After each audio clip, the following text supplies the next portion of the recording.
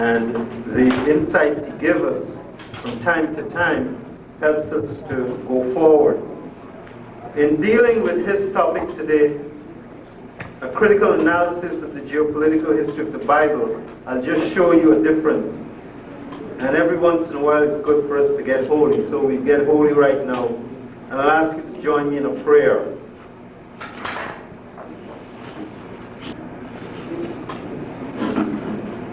Good God, who created the sun which shines on us from above, who rouses the sea and makes the thunder rumble, listen. God, though hidden in a cloud, watches over us. The God of the white man calls forth crime, but our God wills good works. Our God, who is so good, commands us to vengeance.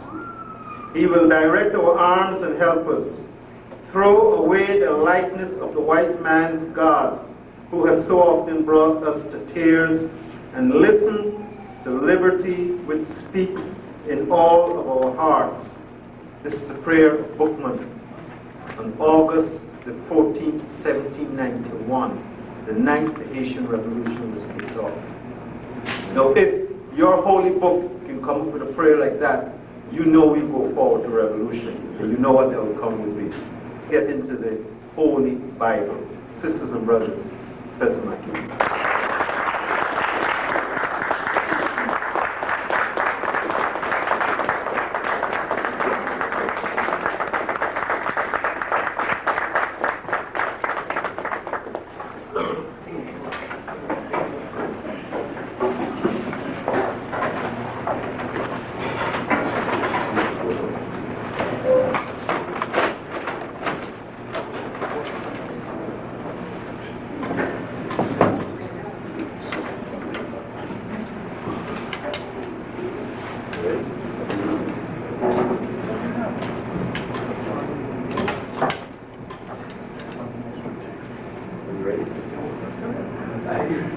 Good evening. How y'all doing this evening?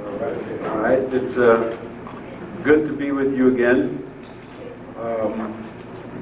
As Brother Stedman said, I always consider myself as being at home whenever I come here. One thing I'll say about this is, of course, y'all may not find this flattering, knowing how we don't like to deal with who we are, where we come from, but Newark always reminds me of a down-home city, you know.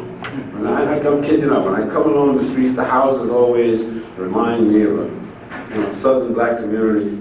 And every once in a while I smell some barbecue sauce. I know it ain't too cool to eat that, but it always gives me a feeling of being home. So again, I'm glad to be with you this evening. I've been asked by African Echoes to try to do a background analysis of the geopolitical history of the Bible. I had asked Sister Haynes, and of course we're all busy, so sometimes we don't have time to do things, but what I would like you to do, if you have a program, I would ask you right next to Bible, put an S in parentheses, because what we're going to be doing here, and I want you to always remember, we can never do it in any one lecture or any 2 lectures or any 3 lectures or any 4 lectures.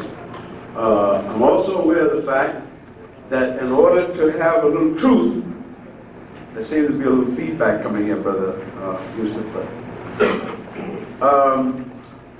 I always get an idea of how effective I am by the amount of people I disturb. And if nobody gets disturbed in one of my lectures, then I think I must have done something wrong. Because you can't be about conscious raising, all of us, without stepping on some toes.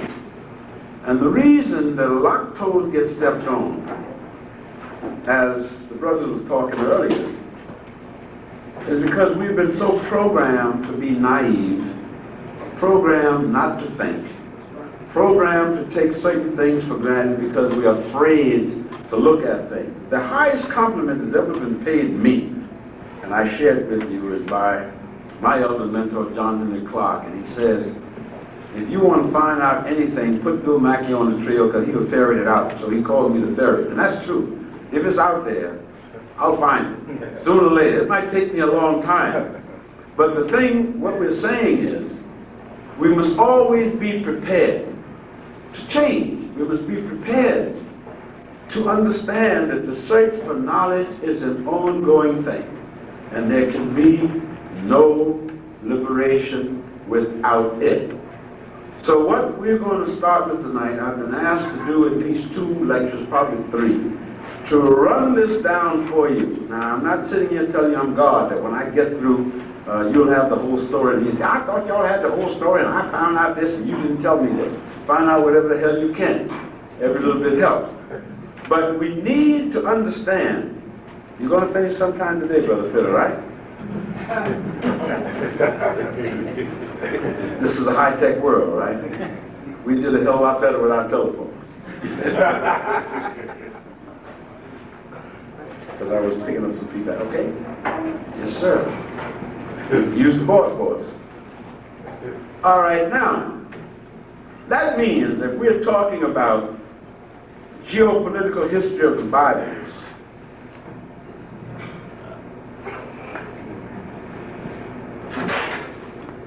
That's called an ellipsis. Dash, dash, dash, dash, blank, dash, dash, dash, dash, blank. Continue. Thank you, sir. Brother Peter, may we continue? Yes. Thank you, sir. Listen, a little bit of levity. The other thing, don't take this too seriously. This is one of the things that makes us different as a people, that we can laugh at ourselves. You know, gallows humor has gone a long ways to get us where we are.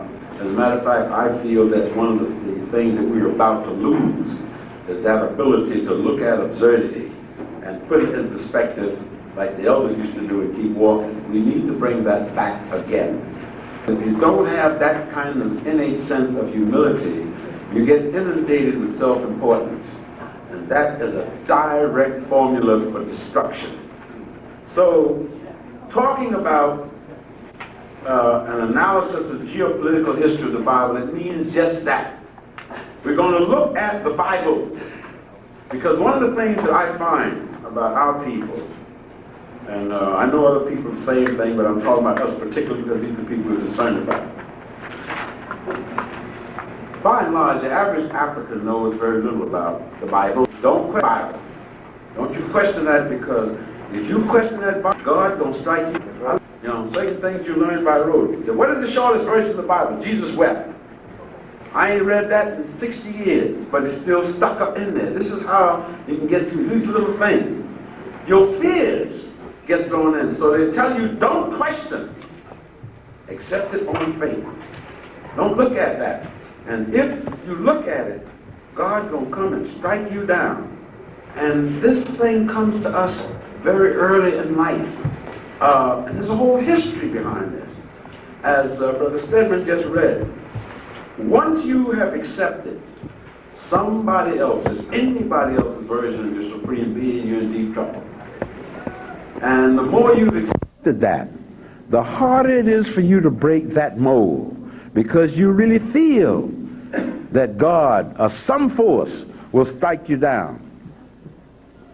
I always say then, you believe in God? Yes. Well, if you believe in God, and God will strike you down for thinking, why did the Supreme Being give us the ability to think? It would have been much easier to perform a prefrontal lobotomy on us and just let us deal with the basics and go on. But if you have free will, then that means ability to think. So what I'm saying, so many of the concepts that we get are contradictory. I don't know how many of you have ever been or been proselytized or attempted to be proselytized by Jehovah's Witnesses. I have nothing against them personally, but I use them as what I have experienced as an extreme example of this kind of closed mindset. People will come into my home and they'll look at my library, which is extensive, and the theological section is extensive, and presume to start teaching me theology. Yes.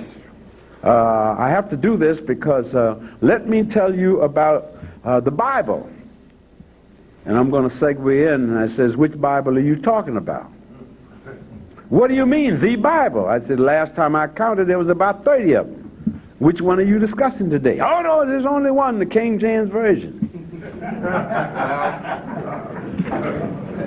I said, well, if you don't have to go to any extremists. If you know any Catholic, the Catholic will immediately dispute that, because Catholics don't use the King James Version. They use the Douay Bible. Are you aware of that? What's the Douay Bible?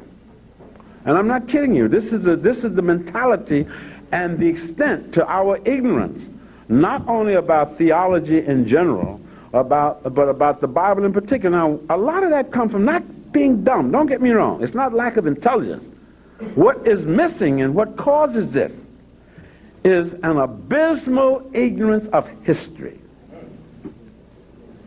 Because you cannot get a concept of this thing they call a Bible, not a real concept, unless you look at the history. Bibles do not grow full grown out of somebody's head. There's a whole process. There's an interlinking. Religion is not just something about beliefs. Religion are systems of power. They are means of control. They are means of eating. They are means of persuasion. When we go back long before we look at Christianity, in order to understand these Bibles and these books, we need to look at this world. And all people in the world have systems of beliefs. All people. There's no people on this earth that does not have a system of beliefs. And each system of beliefs are centered around myths. What I mean is all people have had a need. I don't claim to know why. I'm not a behavioral scientist, except what I've learned by observation. And that I was taught by a woman who never knew how to read and write, my grandma. But a very brilliant lady nevertheless. It always said to me, an ant is a small thing, but if you mash her, you find the guts. In other words, look to analyze something. There's always a kernel there. Don't just take something for granted. So therefore, when you look at human beings, and you see that all of these people, these groups, have some system of beliefs, the one thing that this tells us, without even going into which system of beliefs are correct and incorrect, it tells us that all human beings on this earth need psychologically, emotionally, historically, and culturally to have some means of explaining how and why they are here, how and why they get there. This is why one sees. Now, what are the first gods you see? The first things you see is the awesome forces of nature. Thunder does not play, y'all. And you don't have to go to no church to know that. Hurricanes ain't no joke. You can call them Mary, George, or what you want to. But when they move, you're in big trouble. Now, you may have a culture that says, I'm in charge, like European culture as exemplified by America. And you see the example of a Godhead. For thousands of years, the indigenous people would build tents along the bank of the Mississippi. And they always could tell by the way the wind was blowing when the hurricane was coming. So what did they do? They folded their tents and did what? Moved to high ground. What do these smart, high-tech Europeans do? They come and they build levees and docks. I'm going to feed this river. Who the hell you think you is? I'm in charge here. And every spring, the mighty Mississippi overflows its bank. And if you're standing somewhere between April and May, you can watch these big, invincible concrete and brick buildings floating down into the Gulf of Mexico. And after every one of these catastrophes, the experts sit down and get all their weather charts and their projections and say, why did it happen? Because it wasn't supposed to happen, because we projected last time that wasn't supposed to happen. Now, that means then that the concept of religion and its placement can be different to different people. Your lights don't seem to be doing whatever the hell it is they're supposed to do. Yeah, you try lanterns or lamps the next time. They don't give out as much light, but they're a hell of a lot more reliable. Hey, you got it. And keep the wicks trimmed and the chimneys clean. Newspaper make an excellent chimney lamp cleaner. But in any event, what I'm suggesting is that in order to understand the Bible as history, we must look at why religions come, where they come, and how they are used people. You cannot look at Christianity from the projection of Western European culture without getting into deep trouble. Because their whole concept of Christianity, their whole concept of the Supreme Being, is a belligerent one. The Westerner's God walks around hurling thunderbolts all the time. If you don't do this, he's always threatening you. God gonna strike you down. He's gonna do this or that and the other. All other groups have compassionate beings. They endow their God or gods with compassion. Once you set up a singular monotheistic deity, you have a big problem, because that deity don't never sleep. He or she got to do everything. You got to deal with the rain, got to deal with the sunshine, got to deal with the Vestal Virgins and all of these things. It makes a lot more sense to create a system of beliefs which allows for a chief god or goddess, as the case may be, with a whole lot of helpers, because that way you just pick out the god or the goddess you need. You go to his or her temple, and, because now the other way, this dude is listening to somebody who wants a car, another person wants a healing, another person wants a free trip to Jamaica, another person, and this one being, you think of this, how many people are on this earth, right? Over close to 5 billion people. And you imagine, here you come up with this Western concept of this Supreme Being who's sitting up there just absorbing all of these contradictory wishes. One man is whispering, I wish you strike my wife down. Meantime, she's praying in the other room, kill my husband. And you got all that. So it's an irrational system. If you think about it, it is an irrational system. What then are the other reasons for this? We must look at the concept of control. Religion as control, the Bible or Bibles as vehicles of control.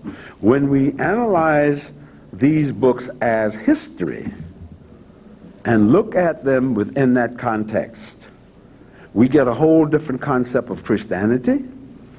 We get a whole different concept of how it was distorted from whence it came. I find it very interesting when I look at the New Revised Version of the so-called King James Bible, and they now say that Jesus Christ was born in 10 A.D. They can't argue. Some say 5 A.D., and some say he was born in 3 A.D., and some say 10 A.D. Now, the whole concept of B.C. and A.D. was based around the birth of Jesus Christ. Am I correct? And they say anything that happened before the birth of Jesus Christ, and watch how they play the game. They count backward going the other way, and count forward coming up this way. So already you've set up a value system based on how far something is away, which already starts to work on your mind. So the logical question then, if you can't even agree on what year the dude was born, how are you going to agree on when and where the philosophy is? And you keep coming up with these definite statements. When we look at the history and the periods that these things are going through, the background of how that so-called King James Version came to be King James Version, or the Douay Bible came to be Douay Bible. And you walk around there and they say, oh no, there's another group, excuse me. How many of y'all are familiar with this? The lost books of the Bible. How can they be lost? Right? Either you got a Bible, right? So you lost books of the Bible, and you look and say, well, gee, who lost them? And then it turns out, ironically, they never were lost. Yeah, the people who decided there would be a Bible was like the people who decided let there be, who said let there be light. They said, well, this here don't fit with what our power concerns are, and so therefore we'll put that over aside. This doesn't fit with this. This can fit in, maybe we'll hook that in later. But already what you're doing, you're making a political, aren't you? You're not making a spiritual decision. You're making a political decision. I don't give a damn how you feel about the decision. It is still a political decision. That being the case, we need to then understand, or try to understand, that the concept of Bibles have always been as a means of propaganda and as a means of control. You may like that or not like it.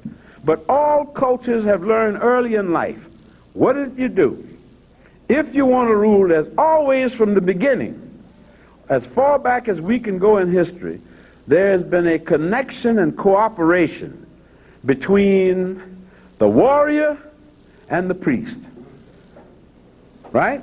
The chief warrior in Western culture was known as the king, and the chief priest, as it came down, was the pope or the bishop, or whoever the hell it was. But there was always a close cooperation between these two.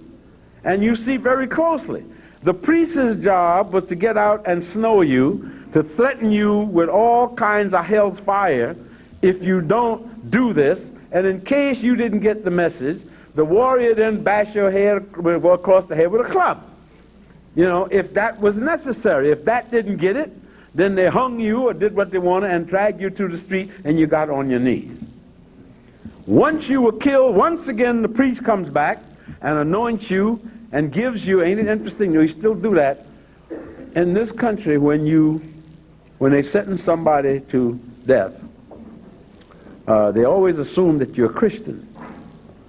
And just before they pull the switch or throw the cyanide capsule or turn on the gas or whatever the method is, they send in a priest to give you something they call the last rites. The assumption, of course, is that there's no atheists in foxholes. Don't believe that. You know, well, those who believe need to believe that. I would argue that if you looked at the people that have power, they're the ones that don't believe in nothing.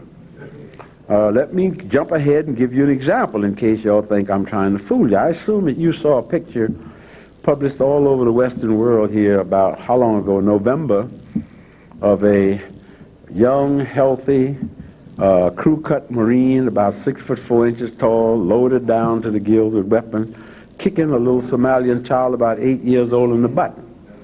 See, he was there feeding him. And he put his foot in that little child behind so far, and they said he threw a rock at him and my patience ran thin.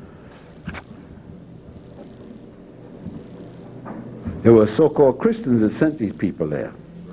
I haven't seen one word about the hungry Somalians since the Americans started kicking ass and taking names. And every other day now, 3 or 4 more of them get killed. Because what you're looking at is the warrior ethos, which is what it is and what it always be. They're not happy unless they're killing. And any priest, any priesthood that doesn't go along with that don't serve them. That's why Mr. Billy Graham is always down there putting the blessings on the troops when they're going out to slaughter somebody. If it ain't Billy Graham, it's Cardinal, whoever the hell he is, O'Connor or whatnot. Sometimes they do a joint ecumenical thing together, and they all go out and bless the folks that's going out to do the killing. And then turn right around and tell you to remember and observe the 10 Commandments. I beg pardon? Thou shalt not kill. Now, you say, well, they have no problem with that. It affects everybody in this room. Because in order for them to kill, well, you have to become a non-human being. Right? Yes. In other words, if it's not, don't kill your own species, and you killing me, the first thing you do is dehumanize me. That's how slavery was rationalized, wasn't it? You're 3/5 of a man? Huh? Very simple. It makes things very neat. So for people like this, their God or their Bible has to be a Bible that is geopolitically compatible with their power needs, their murder needs, and to rationalize their sins. As one of my neighbors said to me, recently I went to a gathering, a teacher friend of mine, and he said he was discussing with this Caucasian gentleman who was like, I guess about my age, who was a man and was talking to his son. And they were talking about, my friend Silver said they were talking about how it was very difficult to get any kind of jobs and things for black folks and other people because they were put aside by the racism, and what was happening was not right. And this old white man, in a moment of candor, said to him, I don't understand what your problem is. You have morality on your side, and my group has the power. And the only thing that justifies my power is the fact that my dumb son does not have to pull garbage on a sanitation department truck. That's what my power does. Your morality, you being right, don't help you none. When the relationships change and you get the power, right, and I get the morality, then you can pull your child off the country. So now, I wouldn't normally tell you this, but I'm retired, and took up his attaché case and left. And that's a reality. The whole point of this is to change our perception of reality. The idea that the meek shall inherit the earth. Of course, as long as you'll get no mineral rights, you get no oil rights, you get no diamonds, and of course you don't even get right to plant no trees above. But you shall inherit the earth. It is better to give than to receive. The priesthood, they always tell you this, the cleric will point this out to you. Servant, obey your masters. You will get, even though you are suffering, catching hell here, y'all gonna get your reward on the other side. Nobody even poses the question, what the hell happens if there ain't no other side? Huh? Then I will have gone through hell twice. First, I will have my butt kicked for how many years I spent on earth and didn't do nothing to change it. And now I'm out here in limbo for all eternity. Now you're ready to take all them Bibles and throw them away. But when you look at these stories, and whether you like it or not, that's what they are. They are stories. The Israelis are using the Bible as an excuse for ripping off all the Palestinians and every damn Arab they can land. And how do they rationalize it? Who gave them the land? God. Yeah. We are who? His chosen people. Who said that you were his chosen people? You did. Yeah, I'm the chosen. Stand up and repeat after me. I'm chosen, I'm chosen. That gives you a license to steal and not be held accountable. That kind of rationale, of that kind of geopolitical interpretation of the Bible is precisely the rationale behind all of us being in this room. And before we could have been ripped off from our motherland, because this was done to us by people calling themselves Christians, the first thing they had to do was rationalize it, justify it. So how do you do it? First, by bad-mouthing people, by turning them into cannibals in your mind, by turning them into things and whatnot. And now when I do this to you, I am doing you a favor. But we have to also, if we look at these geopolitical concepts, we must also recognize, when we look at the history of Europe, particularly, we see that they were doing these kinds of things to themselves long before they knew where we were. The King James Version had already, by the time we get to King James, in the 17th century, they had already split off between 800 years. They had started off with one big propaganda sheet. By between 700 and 1400, they already had 5, count them, 5 different Bibles. No two of them the same. Everyone out there for a political and an economic reason. You don't believe me?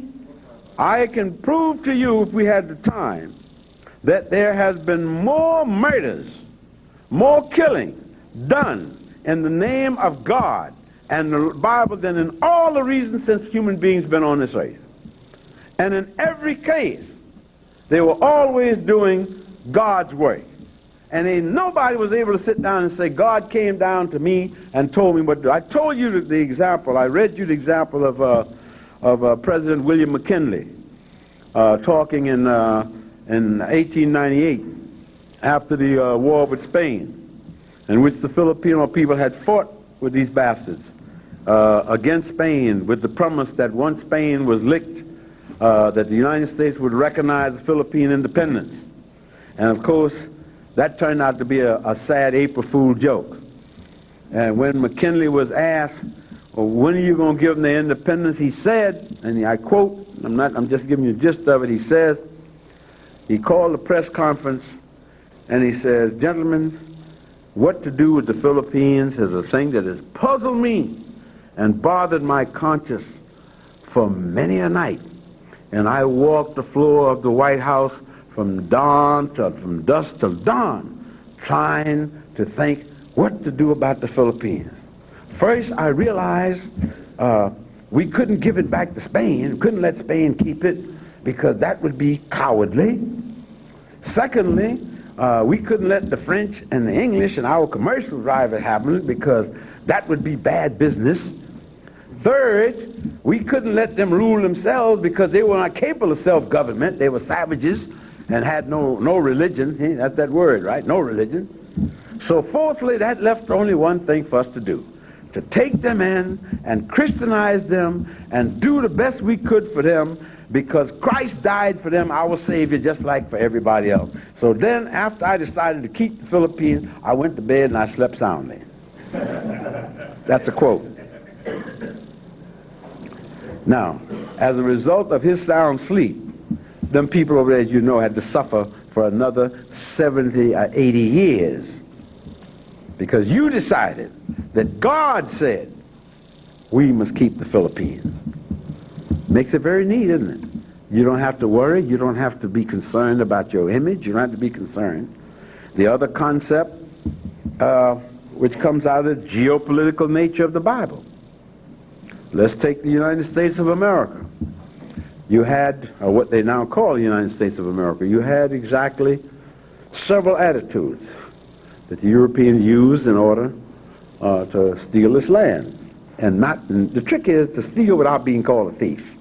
They don't like being called thieves. That's a no-no. We are the thieves, not them. See, you steal a pocketbook, and you are a terrible thief.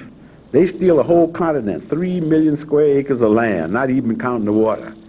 And that's called exploration and settling. It's colonial policy, bringing Christianity and civilization to these savages. So the game plan was what? First, any land not occupied by whites is vacant. Ain't that neat? Could be 50,000 indigenous people out there, but they exist because they ain't white. So since it's vacant, I just bam, bam, bam, do what I have to do to tell it.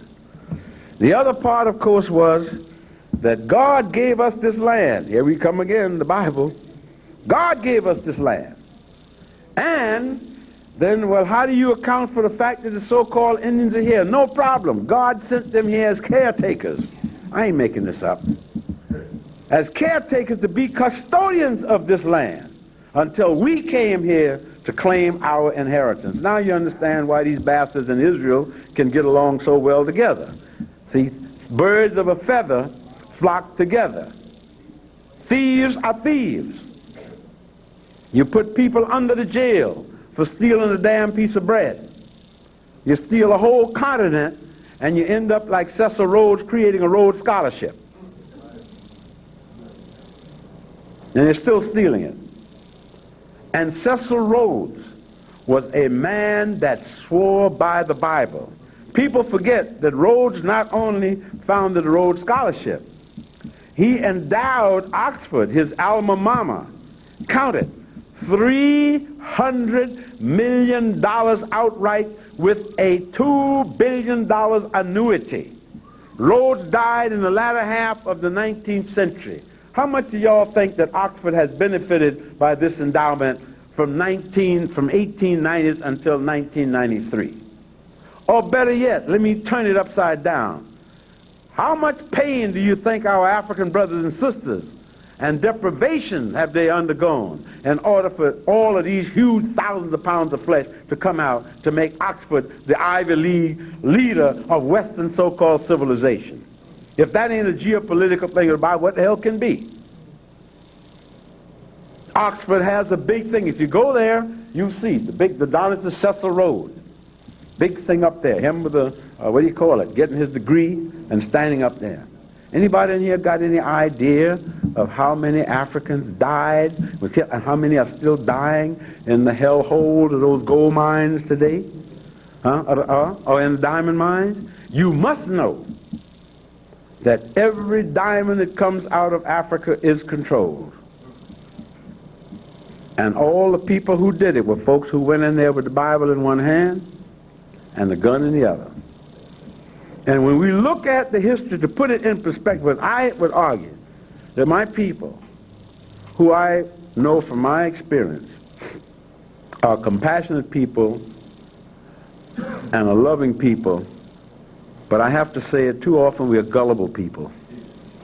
You know, we have this nasty habit of inviting the enemies in our house and feeding them, putting rattlesnakes to our bosom over and over and over again.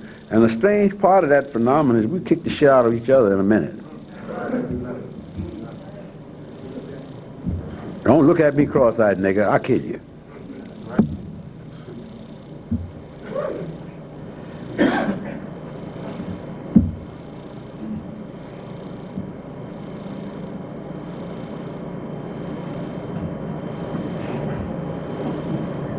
Study? Not hardly. Analyze? Only if you can help me get a job.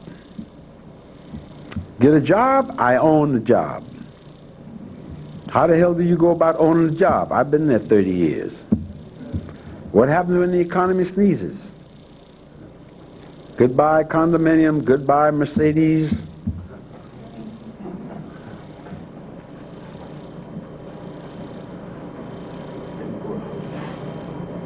Yes, sir.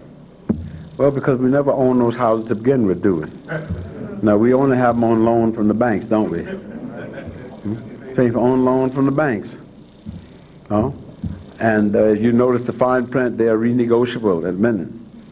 Do you think it's an accident that churches and religious institutions are tax exempt in this country? Over all the Western world? Why is that? Why is that? Because they are part of the controlling institution. It is a question of a cabal. The power that be, the secular power, understands clearly that it needs the support, the psychological and moral support of the education system or the formal education system and the religious institutions. That is why we can argue all we want about not getting the proper kind of history that we need. It ain't going to change shit. If we want it, you have to do what y'all doing. Keep coming in here, you can get at me, but that's the way it is, and that's the way it's always been. When they set up this system, they set it up to serve the needs of the people with power. They don't give white folks nothing for nothing. You must know that the majority of people who go hungry, to lie down hungry every night, is white. You must know that the majority of folks on welfare in this country is Caucasian. You must know that over 80% of the narcotics addicts in this country are Caucasian. Never mind the media manipulated garbage where they always focus on some little black kid with his hand behind his back. They can't make enough money, y'all, off of us, because we ain't got it, to keep a $12 billion opium business going. The mules out here in your streets, as they call them, don't own no planes, do they? Do they have any contact with the Medellin cartel? Most of the guys that sell the garbage out here couldn't even tell you which way Colombia is. Am I right or wrong? Well, am I right or wrong? And if most of them could fly a plane, they would be looking to get jobs as airline pilots or something else. They wouldn't be hustling dope in the first place. How does it get here? You got a what, quote? A war on drugs. The man that supposedly started that war has done gone home. Bye, y'all. And he left not bombing Colombia, bombing Iraq, bombing Somalia, bombing Panama, bombing Grenada. Everywhere he went was where people are darker than European. Don't that tell y'all something? And everywhere they went, the Bible went with the gun. Mr. Billy Graham has participated over the inaugurations of about 16 presidents or administrations. Some of them Republican, some of them Democrat. Billy had no problem at all. Billy just shift gears and go right out there. If one guy says he wants to do a Bible, if Kennedy, hey, no problem, here's you do a Bible. You want the King James Version? No sweat, here's the King James Version. You got it. And then we say, well, how can that be? We need to look at the history. How these Bibles have played their part. Let me give you just one example, and I'll be tying this in as we go through.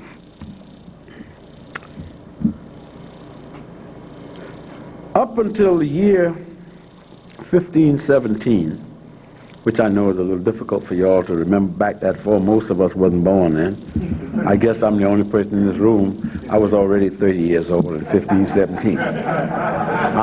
I knew Martin Luther and them personally.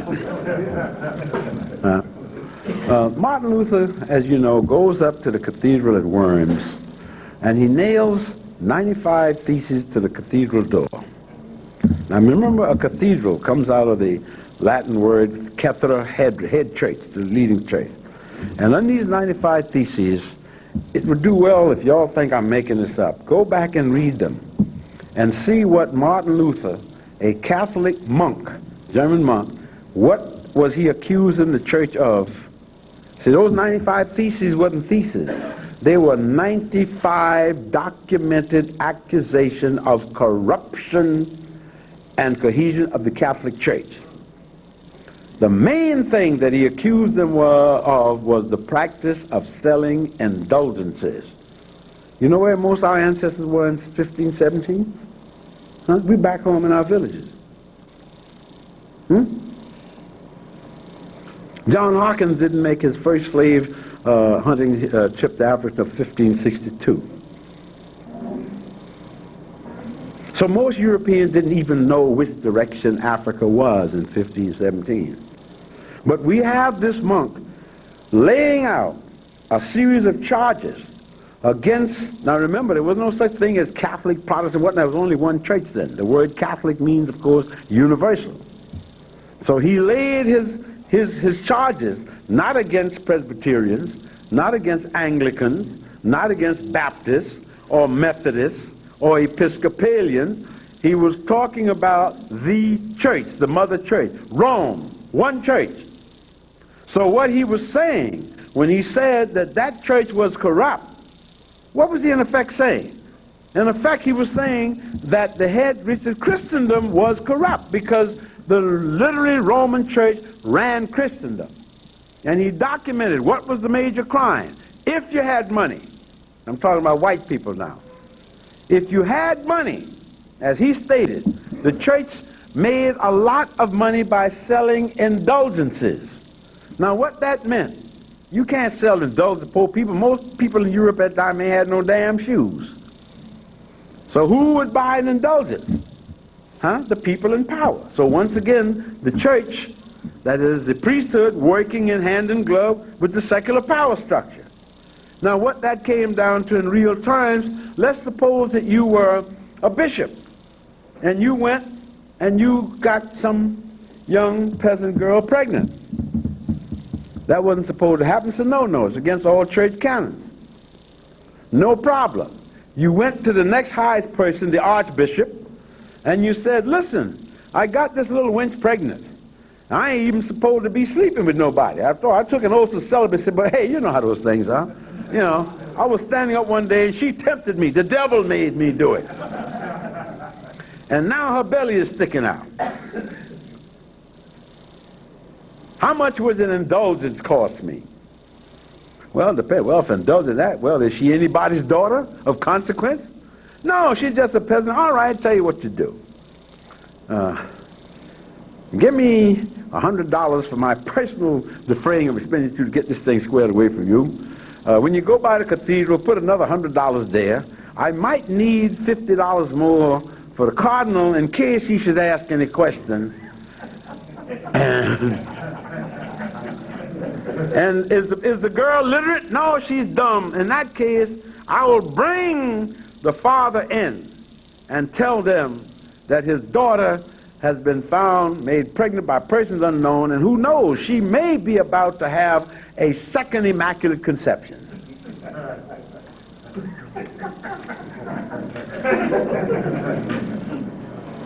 End of case.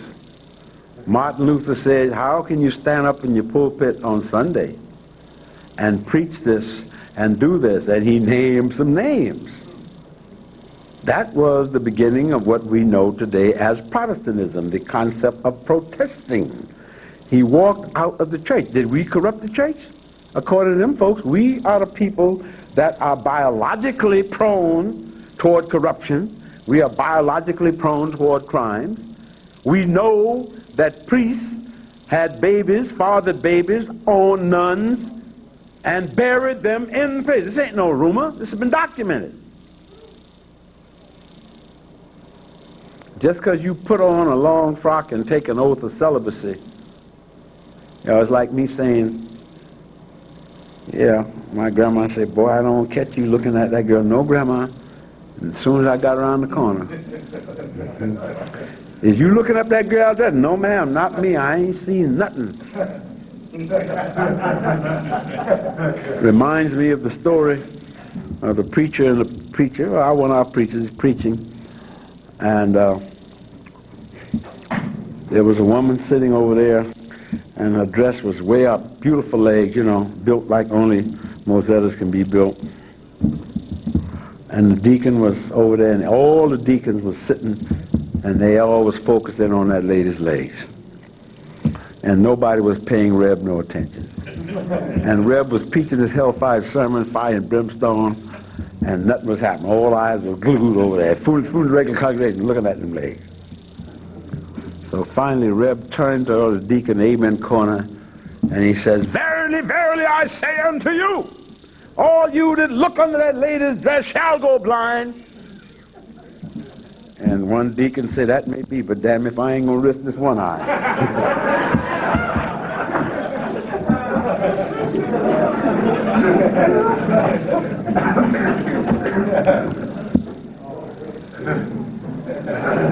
In other words, when reality runs against theology, theology runs. So the rulers have learned this a long time ago.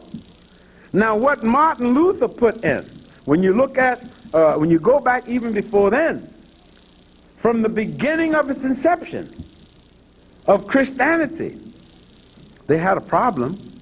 History tells us that for the first 100 years of Christianity, whether you want to take AD 2, 5, or 10, pick one, for about the first 100 and some years, the faithful got along very well without Bible at all. No Bible.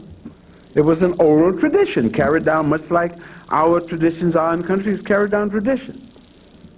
Therefore, what was said, what the faithful said, they got directly from the priest, or the preacher as we would call him. And the whole dude that set up this method was a very shrewd gentleman by the name of Simon called Peter, the fisherman. The dude that told Christ, I'll be with you through thick and thin. And when it got too thick, Peter thinned out quick. They say, didn't I see you with that man? Not me, man. I'm a fisherman. No, you must talk about my brother. I ain't know that dude. But I saw you with him, man. No, you ain't seen me nowhere. But then after Christ got done in, Peter had some second thoughts. Well, he was still alive to have some second thoughts. And as we know, it was Peter. It was Peter and Paul. Paul, of course, was the propagandist, the converted Jewish gentleman who started out kicking ass and taking name. And on the road to Damascus, as the myth goes, bam, the thunder came out of some form, and Paul had a vision. I think what he had, he was scared shitless. And he suffered and underwent instant conversion. And he said, Lord, tell me, what did you want me to do, man? Because them thunderbolts is dangerous up yonder, so I ain't, And of course he became out and then went ahead and did what his thing, created a whole thing among the Gentiles, etc., etc. But then Peter, of course, became the propagandist, the guy that set up the church. He was the guy that was what we would call today an administrative genius. he set up the structure. And then the structure and the propaganda and the myths about the resurrections, etc., etc. Now, those people who teach us theology, and again, I don't care what y'all believe, so don't go and say I'm trying to unconvert you. My thing is history. But you can't study history without knowing something about theology. When you looked at what they were doing, it became obvious that if you're going to control something, you got to have something to put the hellfire people in. We know that in the early days of Christianity, just before Constantine in the 4th century turned Christian, that it was very difficult to get people to change to Christianity, not because they didn't want to believe, because people by and large believe anything, don't we? Whatever is the going thing. You get up in the morning, right?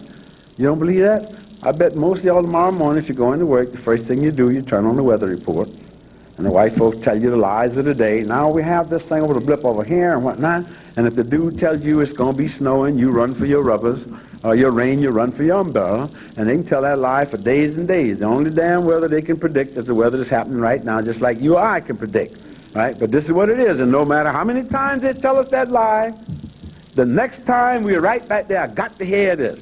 It ain't nothing about weather, it's about entertainment. It's not about news, it's about entertainment. They're selling you a product. And you hear this guy sitting up there, and they are entertainers, and you watch it. They tell you George Jones weather. Dig that. George Jones weather. Mary Smith's weather. Yeah, they own the weather. yeah. George Jones's weather. And then George Jones comes in and says, accurate weather. Because whatever I tell you is right. And we believe that. We are programmed to believe that. And when them hurricanes come up from nowhere like it did here a couple of months ago, and the dude said, I ain't know where it come from. It wasn't on the blip screen when I went to bed last night. And it almost washed all the 5 boroughs of New York off the map. Still cleaning up that mess over there. Does it change? No. If you worked on your job with that kind of incompetence, you'd have forgot you ever had the job. They would not tolerate that kind of incompetence. So when you look at the way that these things get turned up and how the mind is moved in, and you see that when you look at Christianity and you look at these Bibles, you see clearly that there's a connection between the propagandists like Paul, the administrative geniuses like Peter, and now when you decide to do that, then you have to go back and do several things, don't you? You got to clean up the act. If you need to have somebody walking on water, then you create somebody walking on water. No problem. Particularly 100 years later, who the hell remembers? You know? If you need a miracle with 1 slice of bread and a quarter of a fish, you get that miracle. Right? You get it. A little bit of sleight of hand, daring do, and whatnot. And once you got some people who get up and say, I seen it. Who's going to argue? And if you got some power, because most human beings, and hear me well, right now, anytime, people don't change that much, most human beings do what they think will get over with them. If you know who is the power that be, and he says to you, George, I'm the greatest thing in the world. Yes, sir. You know, isn't my wife beautiful? You know she looks like a dog. Sir, this is the most beautiful lady that ever seen. I would show love for that to be my woman if she were not yourn. Right? Now, it worked exactly the same way. The problem that the early Christians saw about getting converts, because the pagans, you must understand this, the pagans were very well happy, content with their system. They had a system of belief. You don't believe me? Let me tell you what they gave you. They gave you Easter. Oh yeah, that goes back thousands of years before Christianity. They gave you Christmas. They gave you the whole concept of the Immaculate Conception. Go back to the motherland. Go back to Egypt. You must know the story of Isis, Osiris, and Heth, right? And of course the loss of the penis, which of course is the fruition, because what we're talking about, the phallic symbol, which has nothing to do, it has to do with life projection. And we know that what had happened when Isis, the son's penis, he was chopped up by Seth the god and thrown into the river Nile. And Isis went and gathered up piece by piece the body of her son and reconstructed it, all except one part, which was what? The phallus. And why? Here comes that fish again. Remember the fish? The fish had eaten it. So now you come up with not only a concept of resurrection, but you come up with a concept of immaculate conception, all tied into one. Also, the whole concept of male-female cohesiveness, because all of these gods carried the characteristics, the hormones of both sexes, which again comes out of ancient religions. The concept of hermaphroditism, the conjoining of the sexes.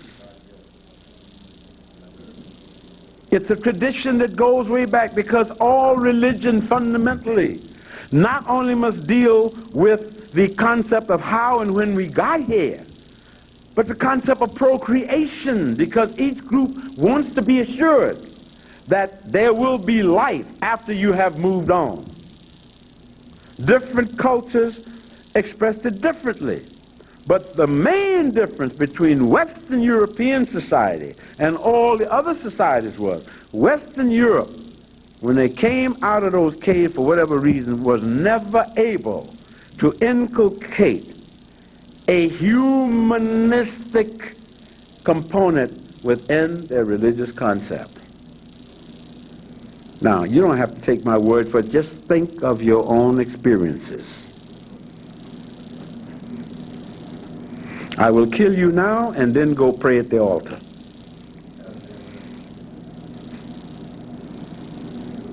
I didn't make it happen. This is what it is.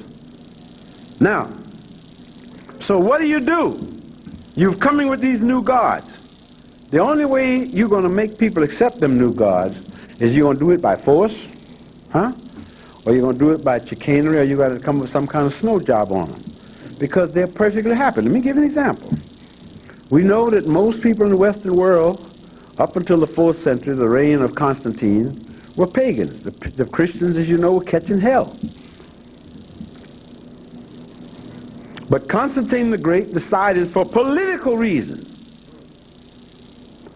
to become converted to Christianity, because he realized that was the only way he could hold what was left of the Roman Empire together. That's why he moved it from Rome to Byzantium. But the whole thing was falling apart.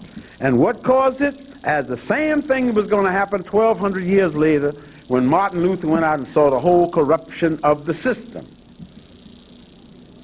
Now, once the emperor passes a decree and says, starting at 6 a.m., Monday morning tomorrow, this is a Christian empire, where does that leave all you pagans? Is your belief going to change between now and 6 tomorrow morning? When you get up tomorrow morning, you're going to believe exactly the same thing you believed when you went to bed tonight. Yes or no? But you're also a survivor, and you're a pragmatist. And the word has come down from the palace that as of now, every damn body by 9 o'clock better have a cross around their neck. There are damn few martyrs in this world, y'all. Yeah? If you had a business of making crosses, you could have become a millionaire within 6 hours. Take me to your cross. Show me how to say them Hail Marys full of grace, bullfrog pissed in the monkey's face. But you be there. You get that cross. Because that cross now becomes your open sesame. We have the same symbology here today, whether it be a car, whether it be a suit or whatnot. The language, the body language tells us something. Now then, the people who went to bed pagans the night before, they wake up and they are now Christians on paper, right? They now must find some church to go to. And what's the first thing they did? They just took the pagan temples and converted them to church. Took a temple, had a temple to the goddess Venus, And you came by the next morning, there was a picture of Christ hanging up on the cross.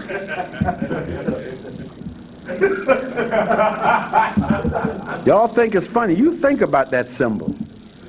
I want everybody in here, my brothers and sisters, to think about that symbol. That is the most horrible. Think about it. It is the most horrible, vicious, bloodthirsty symbol of any religion on this earth. It is the only one that shows a human being in excruciating pain with one foot. In other words, they didn't want to spend no extra money on the nails. Put one foot on top of the other. Make one nail do the job of two.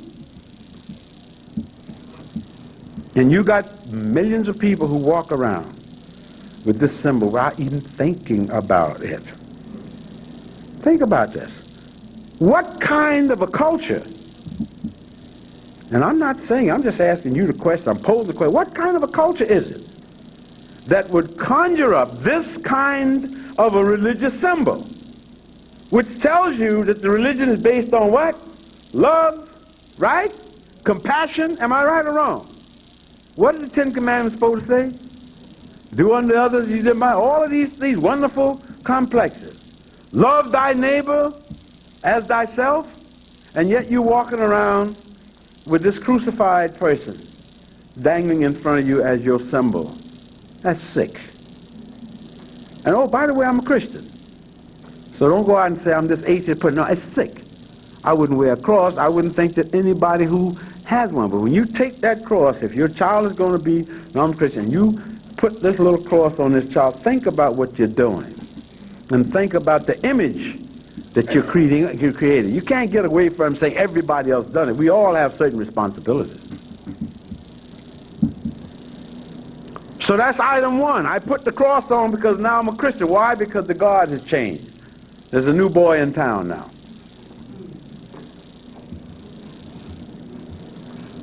The other thing they did was they took all of the minor gods and made them saints. That way the people didn't have to go through too much change. Yesterday it was Mary the Vestal Virgin. Today is Mary the Madonna, the Mother of God.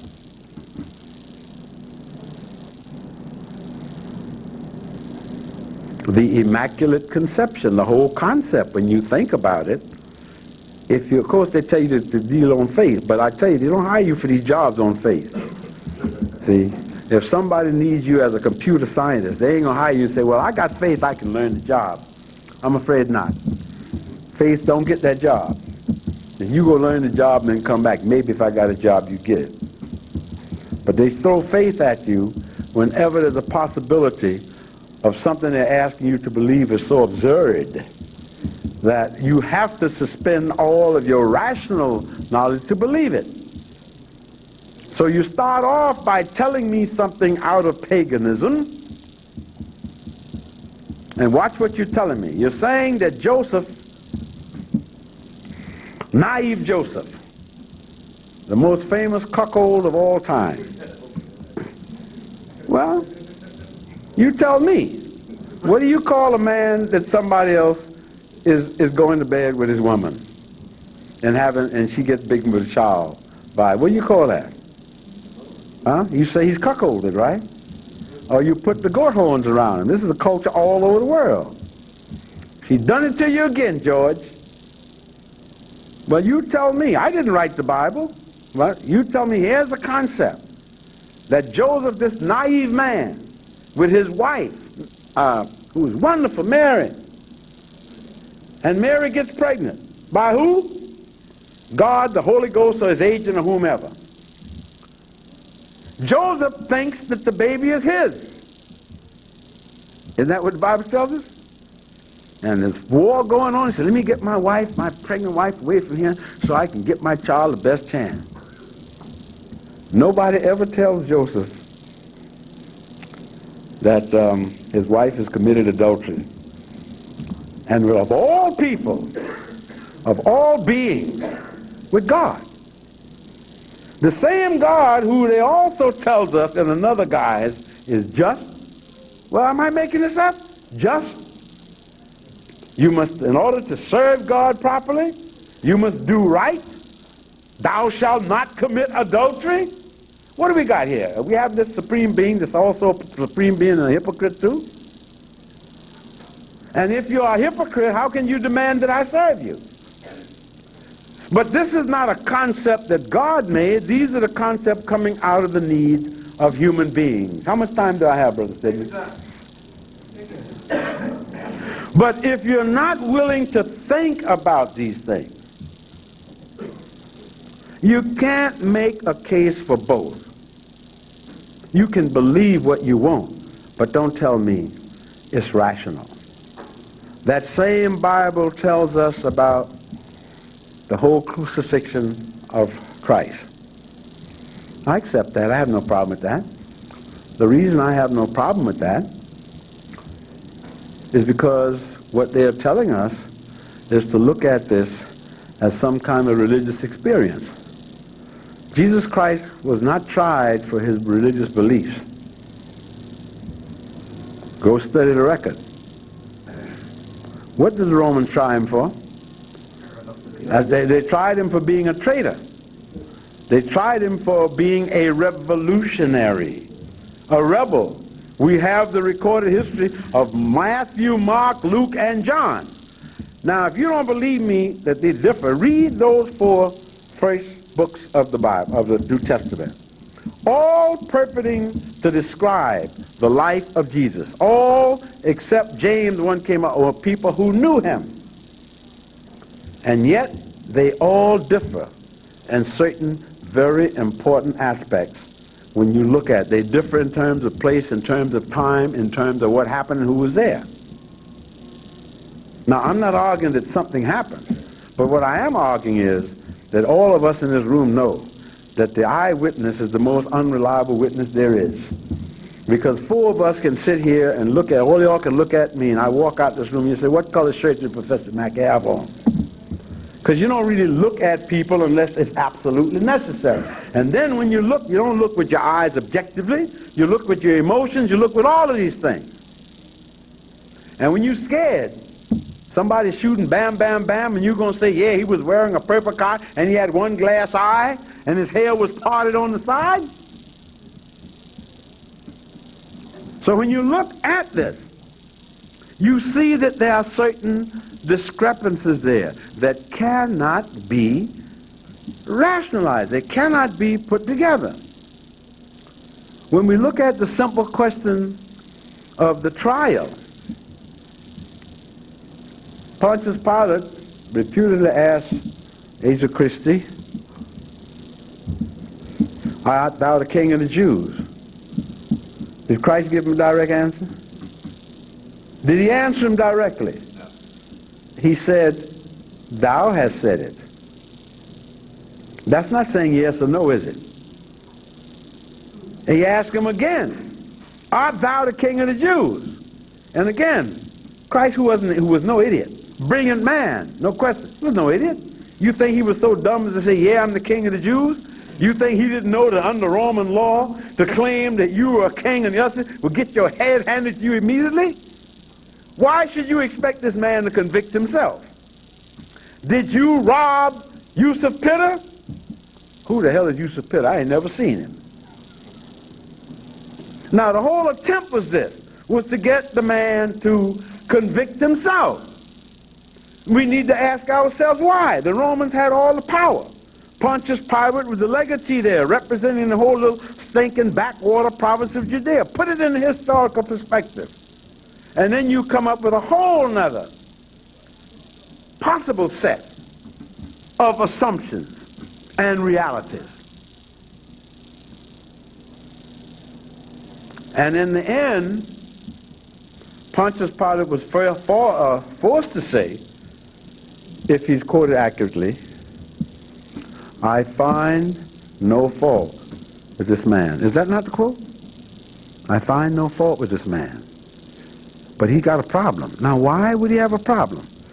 Because Rome, and Pilate was looking for a promotion back home. Look at the history around this period. These were turbulent times.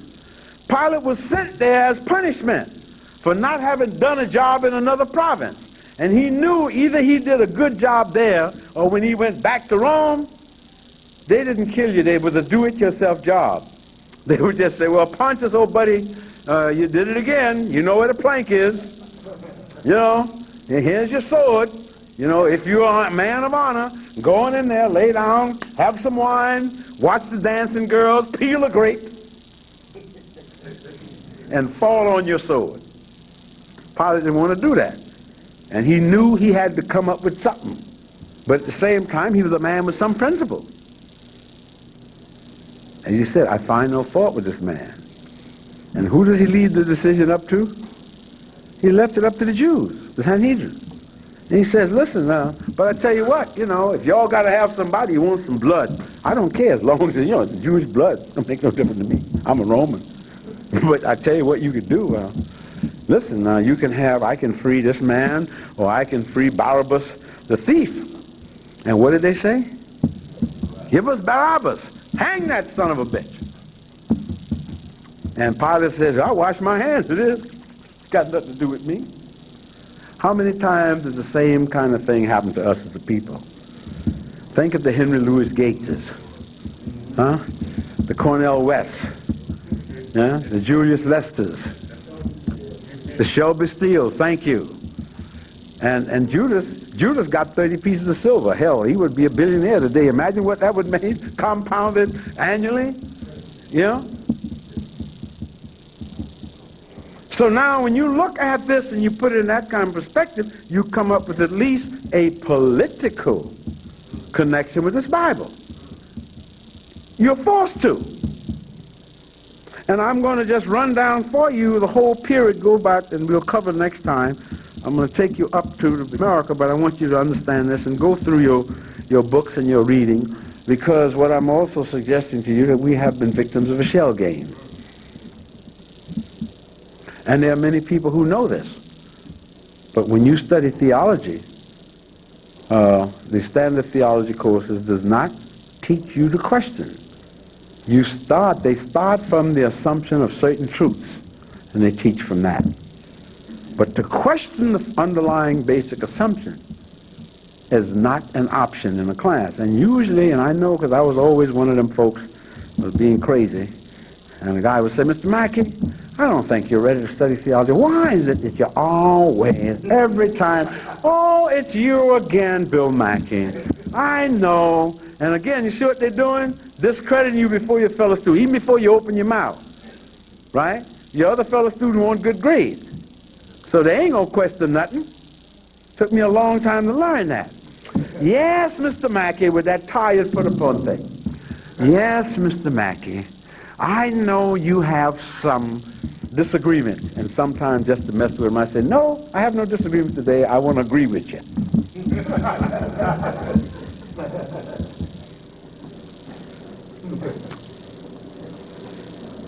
What they don't tell you, crucifixion was the standard type of execution for people convicted of certain capital crimes during this period. If Christ had been accused of robbing a Roman praetor, the sentence would have been exactly the same. If he had been accused of insulting Pontius Pilate, the sentence would have been exactly the same. Crucifixion was conceived by the Romans. After all, we're talking Europeans. And we're talking about cruelty and the priesthood and all working together. During that whole period, the Via Appia, or the road named after Appia, all the way from Ostia on the coast down at Naples, all the way to Rome, was lined on both sides by crosses. All the way. I'm talking a distance of about 600 miles. And there was a praetor who was in charge of renting out these victims. In other words, if somebody committed what they considered a heinous crime, and he or she was sentenced to die on the cross, and you went and they would sell you the right to stand by that cross, you became the concessionaire. And anybody would come by you and they'd say, well, gosh, that's a terrible looking dude. What did he do? And you say, well, give me a couple of dollars and I'll give you his whole story. Oh yes, all the way from Ostia to Rome. Both sides lined up with people like Jesus Christ and people down there selling their stories for a small fee. Some people got rich, man. If you could get the concession for a mass murderer, say if you could have gotten a concession for somebody like Theodore Bundy or Jeffrey Dahmer, you could have gotten rich in 6 months. You say, well, last week he had 3 heads and 2 weeks this, that, and the other, whatnot. You okay. But when they give you that crucifixion of Christ, it's taken completely out of that context. So that most Christians really believe that the execution of Jesus Christ was a unique experience, not understanding that historically from the punitive concept that this was a standard kind way of killing certain people for certain capital crimes. Many of these crimes of today we would consider at best misdemeanors. And that concept, that legacy, as I've related to you before, that legacy has come all the way down in European culture from Rome through the colonial, through the medieval period, through Europe, on through the Inquisition, and on into the Southern chain gang system and the Attica penal system to this damn day. And the same kind of people are being victimized by it. Go call me a liar. Do your homework. So the concept of this man laying up on this cross, he wasn't the only guy. There were plenty of people up there. And you stayed there until you rotted. And people will walk along the Appian Way like this, holding their noses over, thing over their noses. And I'm just going to skip ahead a little bit. You might say, well, that was ancient history. Let me tell you about somebody very close to our own time, if you think it's going on, the mentality. Oliver Cromwell, who was the ruler of England for some 12 years, from 1649 to 1658 when he died. When he died, he was known as the Lord High Protector of England. And he died full of powers and sitting on the throne of England after having deposed the king. 3 years later, in 1661, the English people decided they'd made a mistake. They decided that after all that slaughtering of each other, pretty much like these people did here in the Civil War, birds of a feather, etc., they decided they'd made a mistake. So they wanted a king back. Well, they couldn't bring King Charles I back again because they had already cut off his head. So they called his son, Charles II, who was running around all over the continent trying to dodge the English agent who was, bam, trying to kill him. And they said, Charles, we changed our mind. Come home. That's right. Come home, Charles. We need you. Now, Charles was no fool. He said, I ain't going back to him. This might be just another trick. But he sent some feelers out, and eventually the word came, okay, you can have a hostage over here, whatnot, and we really want you to come back and be king, even though we cut off your father's head. Nice people, right? But we're the savages. Right? So as soon as Charles came back, the English people decided they had made a mistake. Oliver Cromwell had been dead and buried 3 years. So what they did, they tried him. Oh, and upset you after death. They tried him 3 years after he was in the grave. And they found him guilty of regicide, which is a fancy Latin word meaning king killing. And they sentenced him to be beheaded.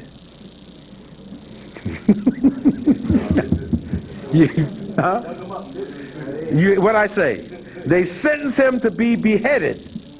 Now, what do you think this cadaver looked like after 3 years in the grave, right? There was very little there. The grave cloth was already, him and his son-in-law, Ireton.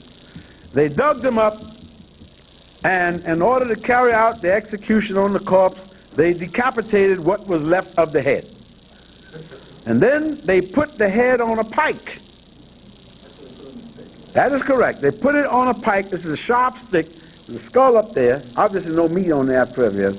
And they started down at the English Channel, down in Cornwall. And they took 3 weeks of a voyage walking, surrounded with this head on this pike, as they went through the countryside and all the towns of England, all the way to the Tower of London, and as they went through each town, the same people who had been saying, yeah, Oliver, go get him, was throwing rotten tomatoes out, calling him son of a bitch and bastards, and all the rest of this. Of course, Oliver, thank God, couldn't hear him, because he'd long since been dead. And when they finally got the head up to the Tower of London, and they got the two post gates, they took the head and stuck it up on one of the sharp pikes outside the Tower of London. And it stayed there. I think it stayed like 10 years before it finally disintegrated totally off. Now, this was 1661, which is relative terms our time. Now, these people were very good Christians. Now, when we look at, again, going back to the 4th century, we find 5 different factions of Christians sitting around trying to decide which was the true gospel and which was the true Bible. When you lost, it was treason, and they hung you. If your argument prevailed, then you were a brilliant statesman.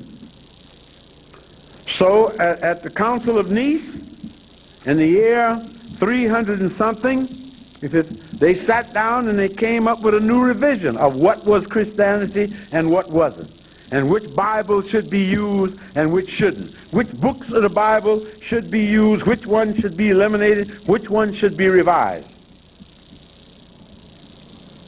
And that lasted until the 8th century. Till the 8th century, they had to go back and do it again. That is when they decided once again in the Albigensians, what they called the Albigensians, the Arians decided. The argument then was whether by transubstantiation, those of you who are Episcopalian Presbyterian understand clearly, or consubstantiation. One group said that when you ate the bread at the communion ceremony, that you were actually eating the body of Christ. Look at the overtones of cannibalism here, y'all. You were actually, that's what that means when they pass you, you go to your church and they pass that thing around and you are symbolically indulging in cannibalism. Because that ain't me, they said that represents the body of Christ, and what does the mind represent? His blood. So what the hell can be more pagan or more primitive than this? And this is one of the required rituals of all branches of the Christian church, yes or not? You cannot stay in fellowship unless you take communion a certain minimum times per year. And if you don't, you got to go back and go through a whole cleansing process. Now, they set this up. Then the argument then came in the 8th century, the Albigensians and they decided, well now, does this really represent the blood of Christ? Is this bread really standing in place of Christ, or is this a symbol? The Marians took the position that it was a symbolic thing, that Christ was a human being born, and since he had a beginning, as death meant that he had an end. If that was the case, his body could not represent symbolically consubstantiation. That is where the bread is literally acting in for the body of Christ. And off they were running again. That war lasted about 20 years. 20 years where Christians slaughtered each other by the thousands over the question of whether the bread on the communion plate was actually the body of Christ, or the meat of Christ, the flesh, and the wine was really his blood. The Arians lost that one, so we now came back, the Roman Catholics, with the old concept about in the flesh and blood and what. This goes on then again until the 14th century. And this time the argument was who had the power. So the people in Auvergne said, we don't recognize the Pope in Rome anymore. So you ended up in 1 year between 1337, 13 and 1400, you had 4 popes sitting in 4 different places, all of them claiming to be the top banana. All claiming to be the top banana. Each with his army. Hello? Each with his army. Sworn to do all of the dastardly killing they could of all the other 3 religious popes. All of them serving who? The Creator. Modern version of this. The Israelis and the Palestinians. You've been here, but it ain't your land. God give me this because this is chosen people. Yeah, I've been away. Never mind the fact that you ain't never been there. Ain't nobody look like you ever occupied this territory at no time since the world began. My mind's made up. Don't confuse me with facts. And if you disagree, you're anti-Semitic. And y'all know as I say, well, how can I be anti-Semitic if I support the Palestinians? When did the Jews get a lock on Semitism? The last time I looked, both Jews and Arabs were considered Semitic people. At one time, they even tried to include, they'll include us in it. They tried to include the Ethiopians in. When they wanted to get the Falashas in, they went through denying for hundreds of years. Ain't no such thing as black Jews. When they decided that Israel needed a black presence, then suddenly the Falashas suddenly got to become legitimate, and they're going to bring them home out of Ethiopia.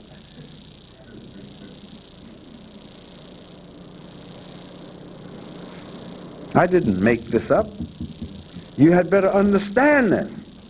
This is why, by the time we got to King James in the beginning of the 17th century, and he looked at all of this factionalism, you had the Hussites who were being iced in Eastern Europe because they were considered heretics. The Moravians who eventually ended up here in Pennsylvania. You know the case of those folks out there that you call the Pennsylvania, what do you call them? The Amish people. And then the Mennonites. Not to mention the Puritans. The Quakers. All of them came here running from other Christians. And, well, hey, tell me if I'm right. All of them came here having the inside track to God. And all of them came here agreeing on one thing. That Africans were not human beings and the Indians didn't exist. As Abraham Lincoln said on another occasion, I may have recorded you before and I'll record it again, in commenting on the phenomenon of Anglo-Saxon greed for land. And he says, all the Anglo-Saxon, my Anglo-Saxon brother has ever wanted was the piece of land that's next to his land. Now what are you saying? When I get the piece of land that's next to my land, well, that land is mine. But then there's the piece that's next to that. Then that's mine too. Then the piece that's next to that.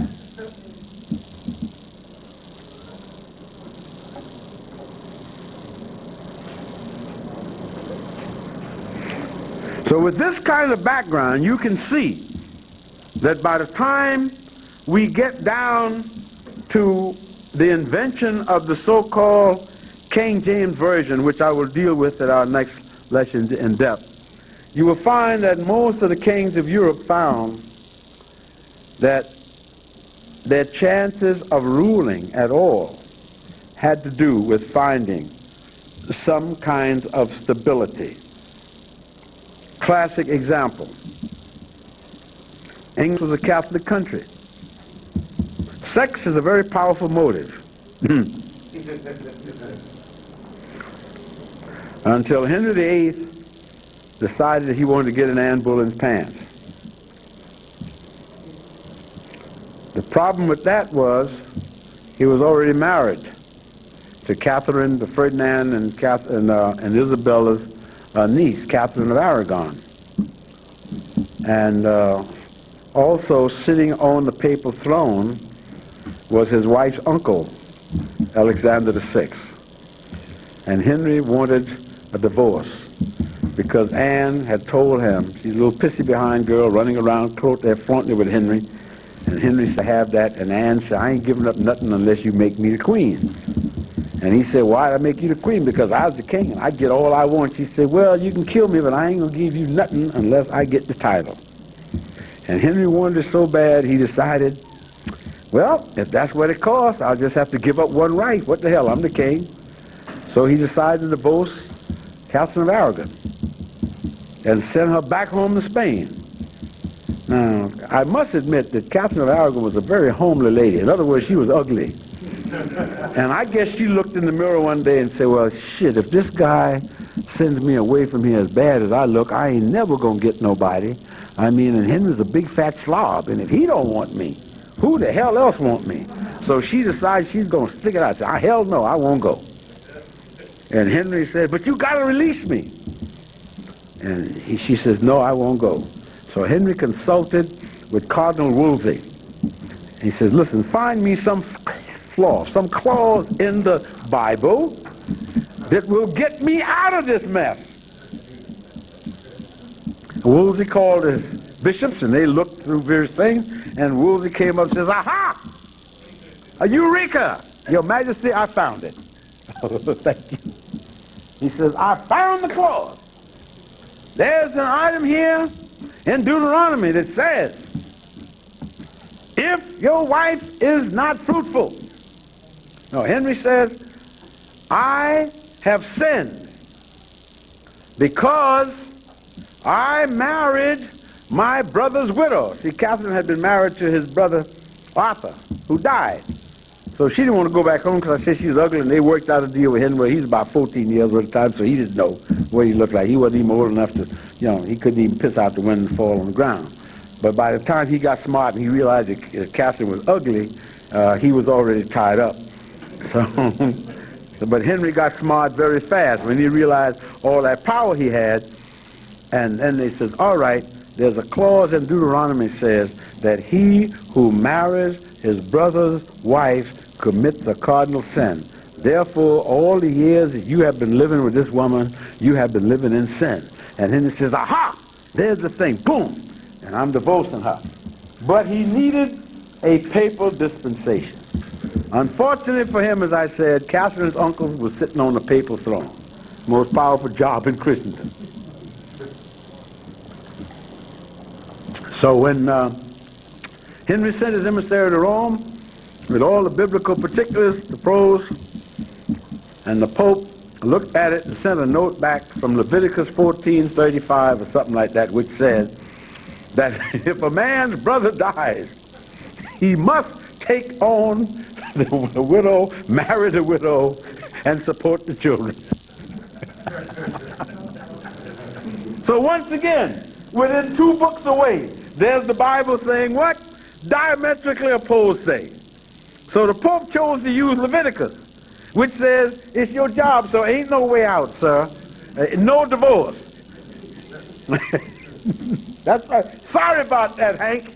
No divorce. Damn it, read Leviticus 14, etc., etc. Aha, gotcha. And Henry looked at the note and said, yeah, that's bullshit. Yeah, right. Shit, your ass is way over there in Rome. I'm king of England, you know. And if you want to enforce that edict, you got to come with some what? Some troops. Bring some ass to get some ass. All right? Alexander, right at the moment, was having a few problems with some few other recalcitrant people, and he had nobody to send.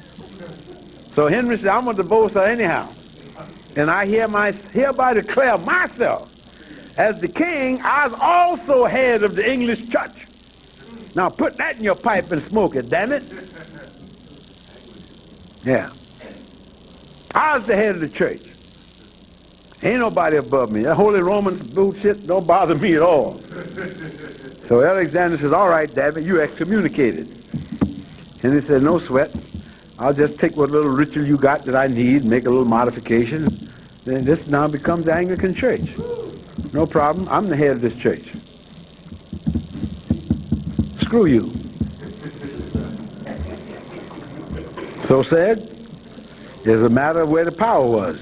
What did that man tell my friends? It didn't have a damn thing to do with morality. It had to do with power.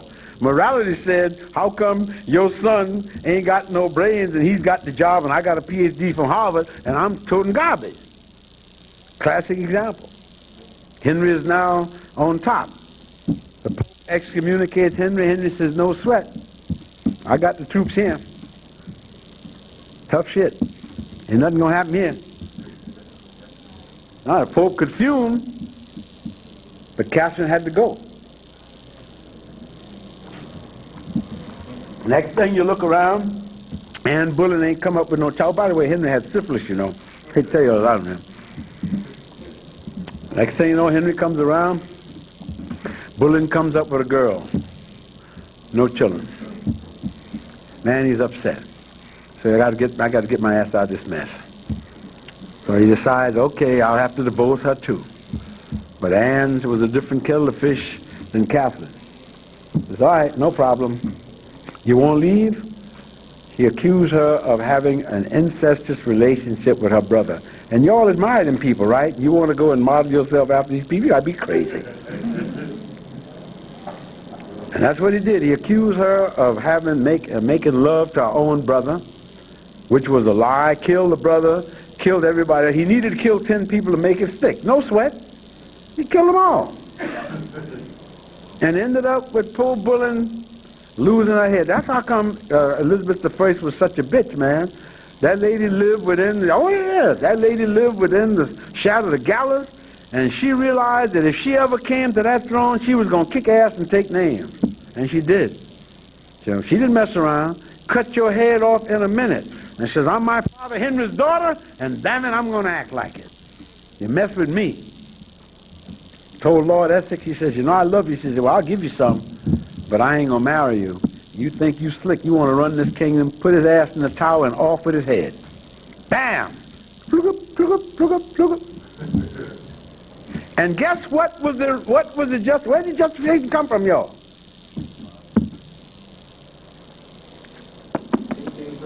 Well, no, they wasn't here yet. No, that comes from Anne's son, James I, who by the time he comes, and I'm giving you his background, this is, man, people were getting caught up. I mean, it got to the place in England that Elizabeth, Queen Mary, Bloody Mary came, and she took England back into the Catholic Church. Out went the regular Bible, the Witte Bible, and in come the Douay Bible. Then comes Elizabeth. Elizabeth comes in, and back comes the Protestant Bible again. By the time James I gets there, there's about 30 different Bibles running around in England, and half of the population swearing by this one, the other half swearing by another one. I mean, it was like a sense where if you ask somebody, what are you, a Protestant or Catholic, they say, who's on the throne today? You know? Nobody would tell you what faith they belong to. Because if the wrong person, if there'd been a coup the night before, and you didn't know about it, and you said, I'm a Catholic, an Anglican, you could have your head. They were running around slaughtering people right and left. You know, or putting the wrong color robes on, and you gone, bam. Huh? Now, this is the kingdom. Oh yes, this is the kingdom that James I inherited.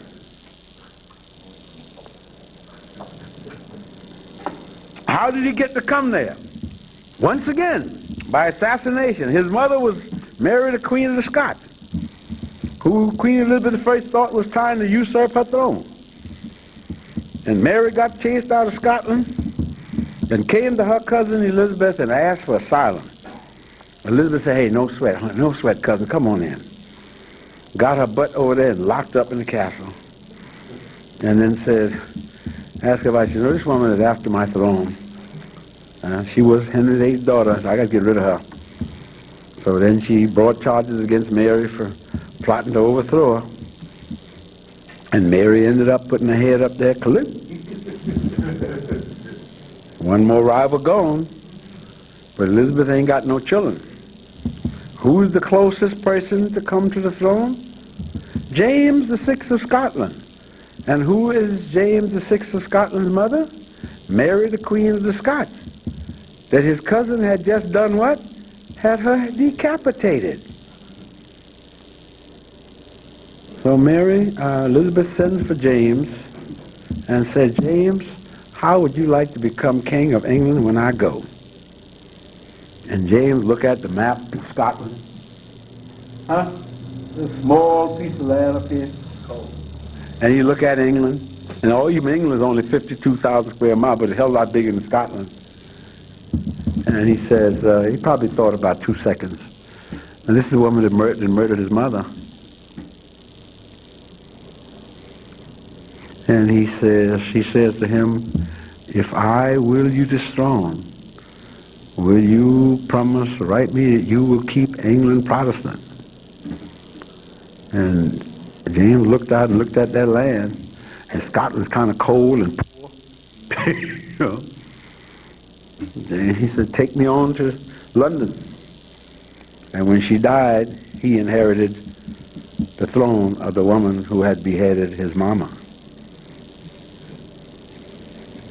Oh yes, all documented. And it was at this point that this man looked around and saw all of these factions fighting, the Dewey, this and that and the other.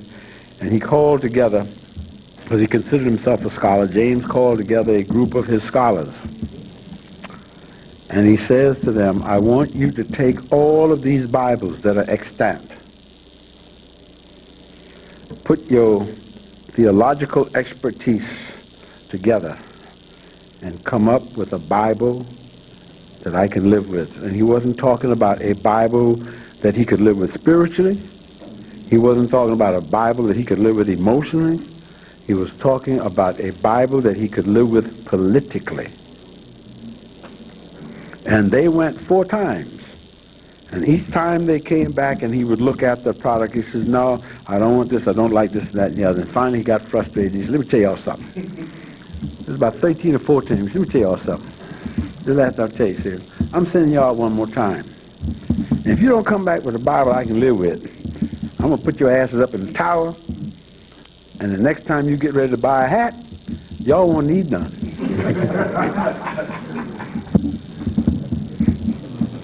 When he put it to them in those uncertain terms, when they came back the next time, James says, yes, this is mine, put his stamp on it, and that is how we came with this thing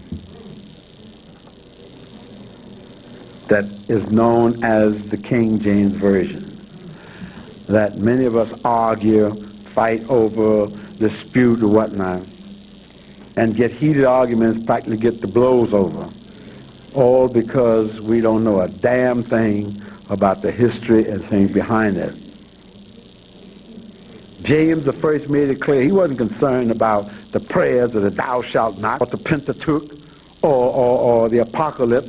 He was concerned about putting together a Bible that would come up with a system that would help him hold his kingdom together and forget this bickering. Another one of the byproducts of this Bible was something they call, and to show you the political connection, something they call Catholic disabilities and Jewish disabilities. I love the semantics of the English language.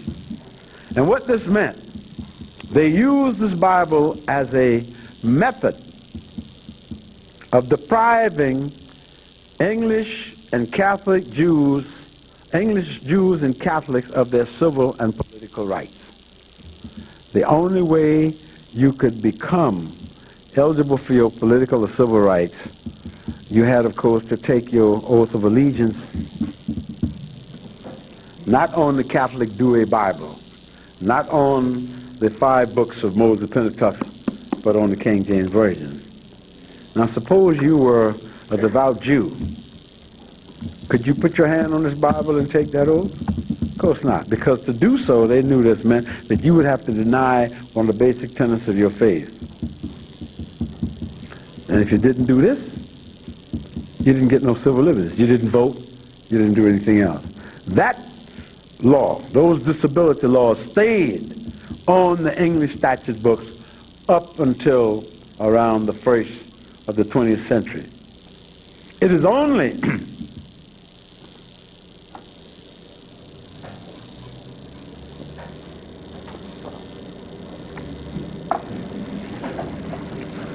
In case y'all didn't know, that's what's known as a dramatic pause. I finished drinking a couple of seconds ago, but I figured, hold your age, you know what I mean?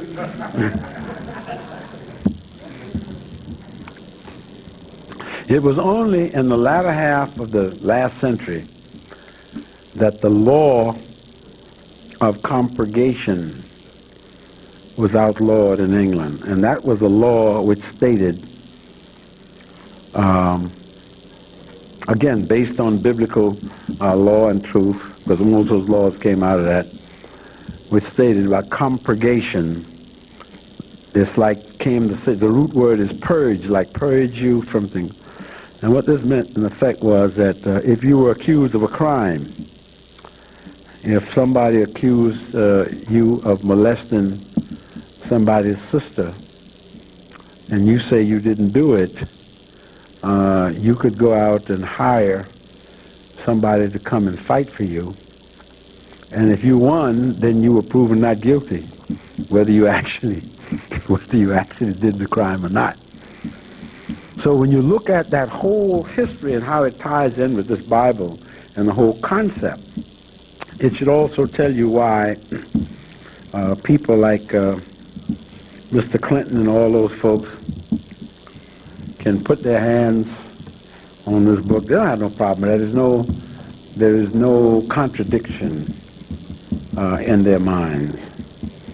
Whatever is necessary to maintain power is maintain power. When we come at the next lecture, I'm getting a little hoarse now, so I'm going to stop. Then we try to look at how the politics of this Bible dealt, of course, with the motherland and other places and the convolutions in terms of which it has begun. Remember one thing before you go away. The whole rationale behind robbing of us in Azania was done through religious means. The Boers are extremely religious people, staunch members of the Dutch Reformed Church, which you know as Calvinists. And the fundamental principle of Calvinism is servant, obey your masters. The law of predestination, sanctified again by their Bible, which states, and I quote, whatever station you find yourself on this earth, it is the station that God ordained for you. And you have no right to protest or fight against it. Because if you fight against it, you are violating God's will. And if you do what God wants you to do, which is servant, obey your master. If you are born a slave, well, God intended it. If God intended for you to be free, he would have made you born free. Now you can see clearly that this is a self-contained, self-closing system. It also, I think, should show you or make you think about the fact, as I said in another lecture last week, of why Europeans have such a difficult time in divesting themselves of the idea that they own us. Is that clear what I'm saying to you? They cannot divest themselves of the idea that they own us. Therefore, no matter what your status, what you own, where you are, the concept is still there that any Caucasian, man, woman, boy, or child, has an inherent right to abuse, to use whatever they wish to do to you. That concept ain't gone. Right? And the only way that you can break that is you're going to have to come to terms with that, locked on. In other words, that we used to say when I was a kid growing in the South, you're going to have to be prepared to rub asses. Because they're not going to give up nothing. Because the other corollary of that, as I stated in another lecture, their concept of a perfect society is a society that's white. And the concept of American society is a society which is perfect. And in a perfect society, there cannot be any imperfections. Therefore, the society cannot admit that they are poor people. They cannot admit that there are people on welfare. They cannot admit that there are black people who are people. And their view, and the cultural view, we can only exist as appendages, extensions of whatever need they have at the moment. And this is why, as Ernest Ashford, who was, as you know, the first black umpire, said, we have to look at these things, because looking at sports, whether you like them or not, I'm not talking about sitting there arguing about who's the baddest, or the Green Bay Packers or whatnot, but if you look at and analyze sport, you want to understand the nature of this culture? Look at sports. Y'all look at it, but you don't look at it from the sociological and the political structure of what is happening out there on that field. You think they don't know that there are black men or women who are capable of managing a ball team? Of course they know this. Then it's the issue about who can manage and who can't. No. Again, we're talking about psychological power. Control. Thank you, sir. And therefore, if you're not perfection then, if I allow anybody black, male or female, to sit in that position, perfection is gone. This is why these people used to routinely burn down our houses. You build a new house down home, if you just stood up all night, dude come by and burn it down. Didn't matter whether it was a shack or not. You had no business with a new house. The only reason you could have a new house when every cracker had a new house. But every cracker didn't deserve a new house, didn't have the money. But they still burn your house down. You follow where I'm coming from? The whole concept of lynching. There has never been, in all the recorded lynchings in this country, there has never been a case that I'm aware of where a black individual, male or female, was lynched, where he or she was not mutilated sexually. Is that clear? Do you understand what I said? Not one case on record where a black male or female was lynched, where they were not mutilated sexually. Now you tell me what the symbolism behind that is. What is the fear? The fear is when if I deball you or de-vagina you, I am preventing you from procreating. Why would I not want you to procreate? Because I see already I'm afraid of your numbers. Now we can say, I don't like that, Professor Mackey, you said shit. But that don't change nothing. And I'm talking as a person that had members of my own family, one of my cousins 6 months pregnant, who she and her husband was hung up, and she was shot 20 times in the belly, and he was shot 60 times because they had the nerve to leave one man's farm to go work for another. And they cut her unborn child out of her. And somebody took a picture, the sheriff and all of them, and nobody went to jail.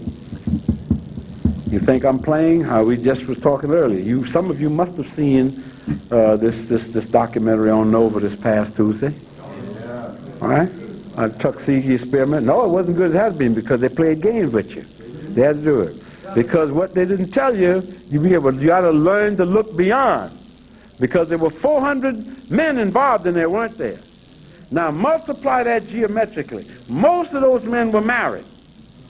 They were fathers and they had children. Multiply each one of them 400 by 10, and you begin to get some concept of the devastation that this did to the black community in Alabama, where you deliberately not treat people with syphilis. Now, the people are married, they have sex with other people.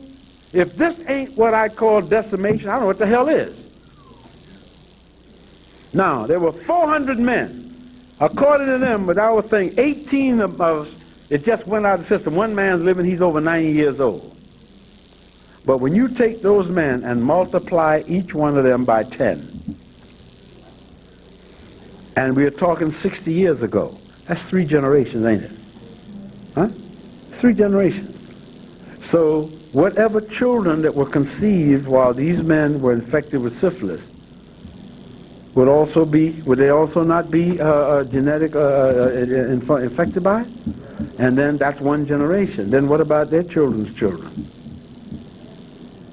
So the ramifications of this experiment will never be known. And nobody, you heard him say a damn thing. about any follow-up thing to go out and find any of these people that might have been affected, even peripheral, not one word. And you hear the bastards that did it are standing up there today.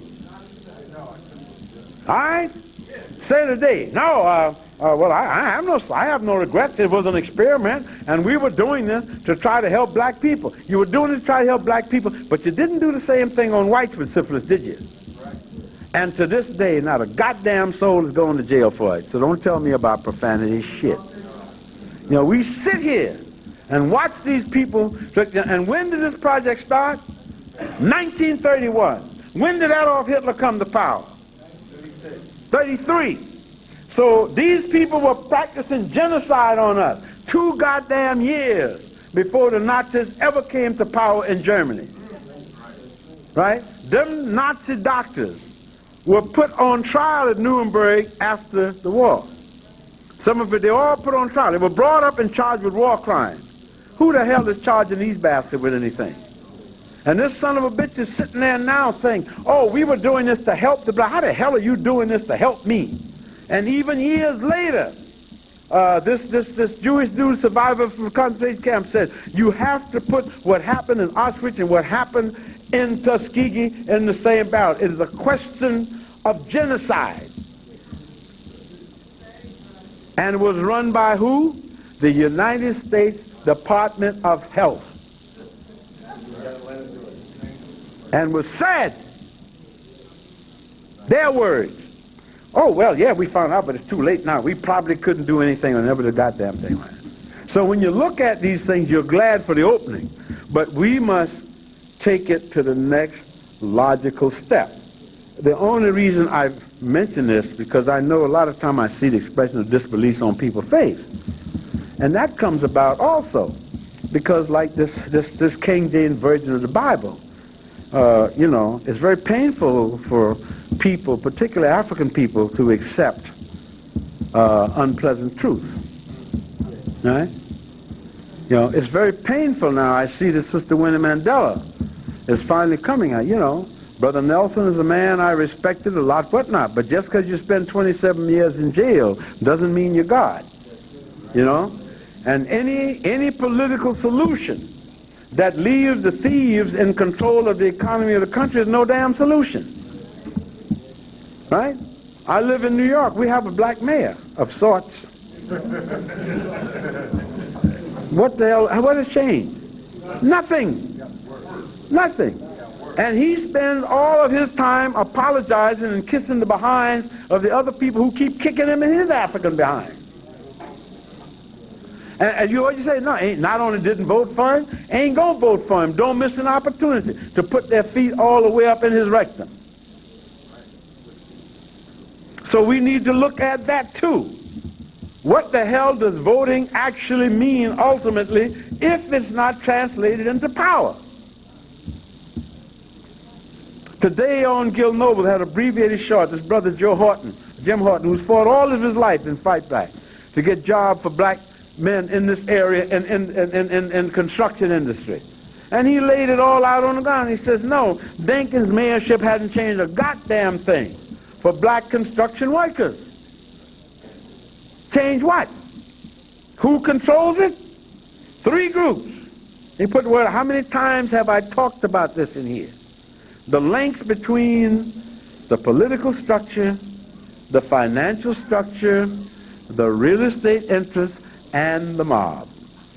That is who controls construction here, Newark, Sharp, James, and number 5. How do we change that? We first change it by understanding what it is. Your black politicians ain't going to tell you, by and large, but they take the little crumb and they run. And we let them off the hook because we're so damn proud that one of them is sitting up there to be in a position to betray us. How do you do it? Very simple, no problem. I said it before, you can quote me. You make people accountable in many ways. In Sicily, and I wind this up, they haven't had a recorded case of rape in Sicily in over 150 years. They haven't had a case in Sicily of anybody squealing on anybody in over 200 years. Because when you rape a woman in Sicily, They don't wait for the boy. They catch you and they cut off your private parts, your phallus and your testicles, and they stick them down your mouth. Everybody, that's the only thing they do it to you for. So everybody know exactly why you sitting there. Now, how many men do you know, crazy or not, that wants to end up like this? Let me see some hands. Anybody ever like to end up like that? No. All right? All right? And if you're going to talk out of turn, and here's your tongue sticking in your mouth backwards and swollen, right? Y'all think that Shelby Steele and Henry Louis Gates and Cornel West them would be so quick to run us down then? No. You have to kill people. There are all kinds of ways of making people accountable. And I will say this in ending. So far as I'm aware, we're the only group in this culture that do not make our people accountable. Well, I'm saying here, because this is where we are. So hopefully next week, not next week, at the next session, we will take the time and move on in to some of the background, how the Bible, the thing and worked into the work. Hopefully it can be, you found this of some value to you. I thank you.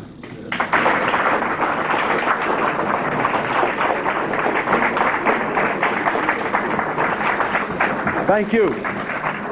One thing I want to announce to you, I just have my latest anthology out, Black Southern Voices. Y'all don't know what that is because all of y'all are third and fourth generation New Yorkers or whatever, Brooklyn.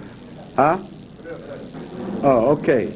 And it's $15. I will be having a book party here. I have some heavy people in here. I'm the lightest one. We've got Maya Angelou, John Killens, and all poetry, stuff, whatnot. So hopefully at some point we will be doing a book party as soon as I can get some books from New American Library, and I expect y'all to help me pay the freight. Thank you. Oh, you got, thank you. Something else. How did it go? Thank you very much, Professor Mackey. The wisdom of the elders. Now, can we get something like this in this class? Professor Mackey, do you give this information in class? I'm sorry. I said, do you give up this type of information in class? No, well, only when we come here. The reason why is because the program they have in class is totally different to this. And this is where you get the information. This is where you get your head on straight. So, was the information acceptable? Did we learn anything from it? How do you put it? If you put it, the regional area, New York, New Jersey, this corridor, we've got going now from New Rochelle all the way back to Philadelphia. We've got something like around 15 groups, very kind of like this, that are working together. What is missing is having a joint thing where things like this can be worked out among all groups, where if we have a petition needs to be done, that should follow not only for this, it should follow for our building fund. We put it together, get the first one built, and then work in turn with the other. That's the only way that I know it will happen, sir. Does that answer your question?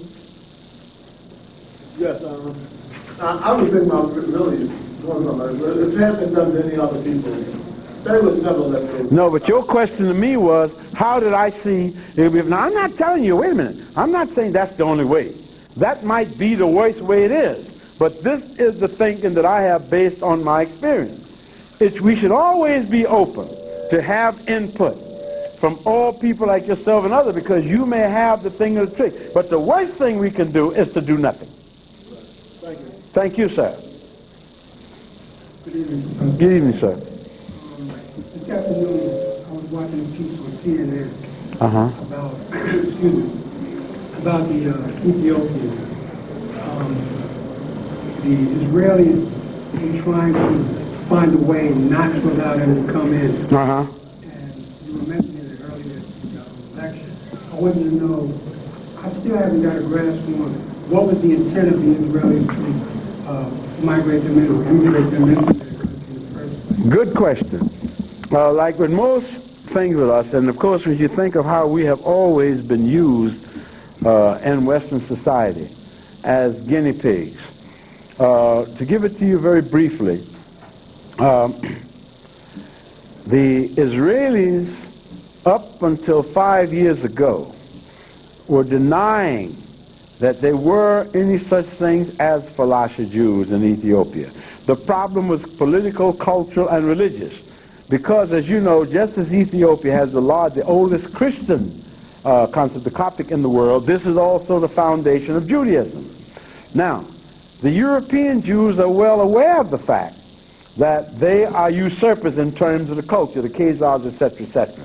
The original Jews are people from Ethiopia. Some came, what you call the Oriental African Jews. So they were embarrassed. The whole idea of first admitting that there were people that looked like us were Jews. In other words, they were in the process of saying, I'm co-opting Judaism, which is what these, of course, usually do. You follow me? So then, when the question of, when they came up with this law that said all Jews anywhere in the world had the right of return, you follow what I'm saying? That created a problem for them. Excuse me 1 minute. I have this book.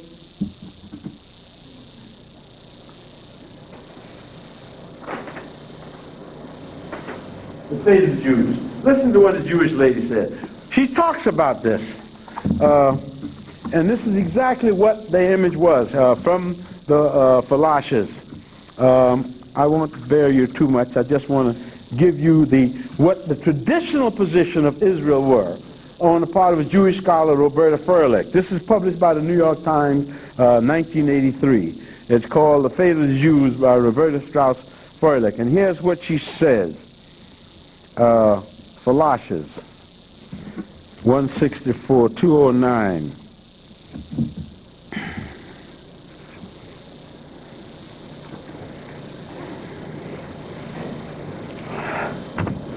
Here.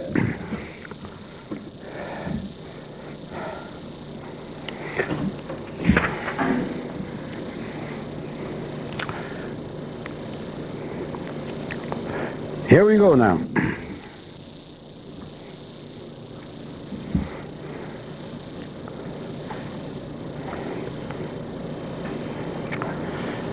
And in 1971, this is out of context. Oh, all right, here we go, here. In 1950, the Labor government of Israel considered bringing in the Falashas en masse, as they had Sephardic Jews, but then decided against it. I want to get this recorded down, so it'll take a little time. Decided against it. Falashas, who made the difficult journey from their villages to the Israeli embassy in Addis Ababa to ask for help in getting to Israel, were turned away. You listening? When an Israeli politician visiting Ethiopia was asked for assistance by a group of Falashas who wanted to immigrate, he suggested that Ethiopian Jews solve their problems by converting to Christianity. Did y'all hear this? All right. While the Falashas suffered and died in their private Holocaust, David Ben-Gurion said the Israelis were not yet ready to assimilate. Golda Meir was quoted as saying the Falashas would be miserable in Israel, objects of prejudice. She also feared they would ally themselves with the Sephardim. Now remember, that's that in-group, the Sephardim versus the German, the Ashkenazim, and said, okay? A Jewish agency official said, quote, take a Falasha out of his village, it's like taking a fish out of water. I am not in favor of bringing them. All right?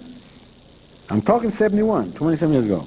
In 1971, the American Association for Ethiopian Jewry was founded to try to force Israel to do what it was created for, save Jews.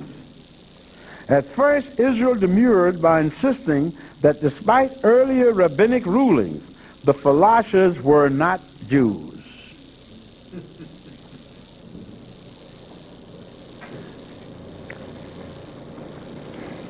In 1973, the Sephardic chief rabbi ruled that they were, but the Ashkenazic chief rabbi held back. In 1974, an American writer reported that someone in the Israeli embassy in Addis Ababa told him that, quote, the plight of the Falashas was a domestic problem of Ethiopia in which the Israeli government does not interfere. By the same logic, the Holocaust was a domestic problem of the Nazis, and the plight of Soviet Jews is a domestic problem of the Soviet Union. During the chaos and civil wars that followed the unseating of Ethiopian Emperor Haile Selassie in 1974, the level of suffering for the Falashas rose. In 1975, the chief Ashkenazic rabbi finally concurred in the ruling that the Falashas are Jews. A committee made up of members of various Israeli ministries was established that year.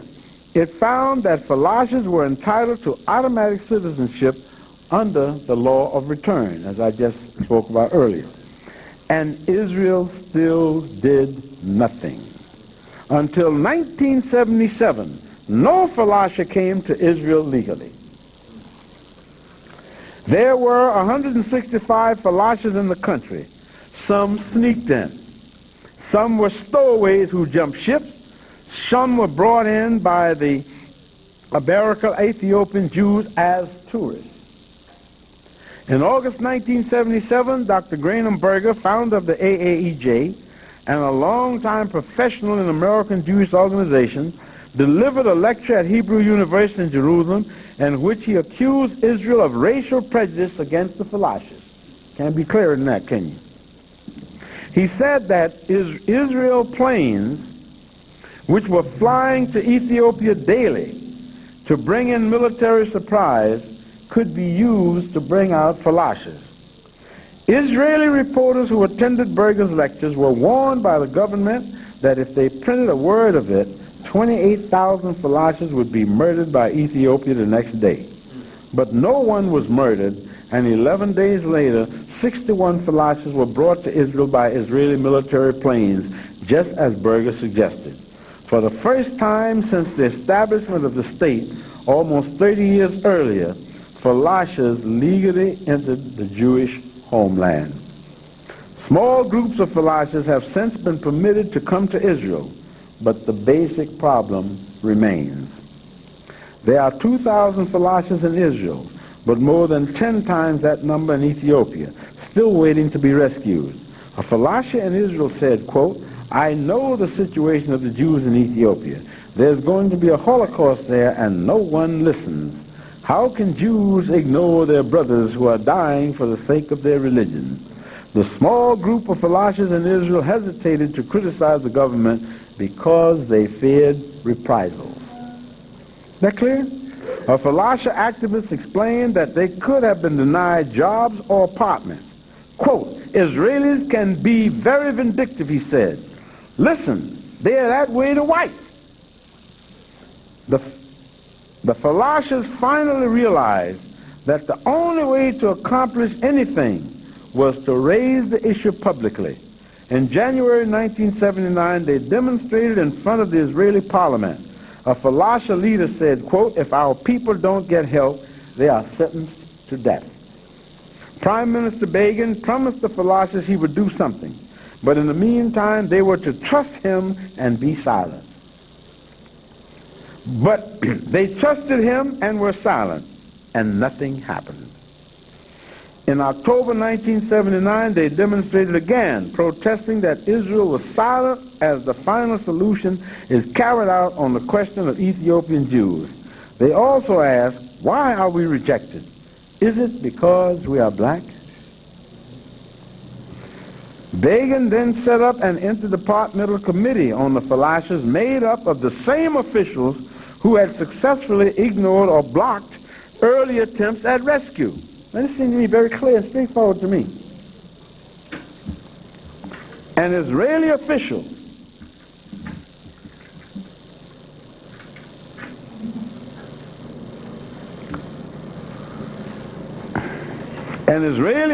in New York insisted that since what the committee did was secret, it could not be questioned or criticized. Is that clear? That's the position they took. Since the meeting was secret, it couldn't be questioned or criticized. Not surprisingly, the committee did very little. In December 1979, at the annual conference of the North American Jewish Student Network, Ezer Weizmann, then Israel's defense minister, replied to a question about the Falashes, quote, "Everyone in the cabinet has their own problems. You have to bother me with the Falashes too? Falasha Smalasha." Weizmann later said, "Tell me the truth. Is this the most important issue we have to deal with today?"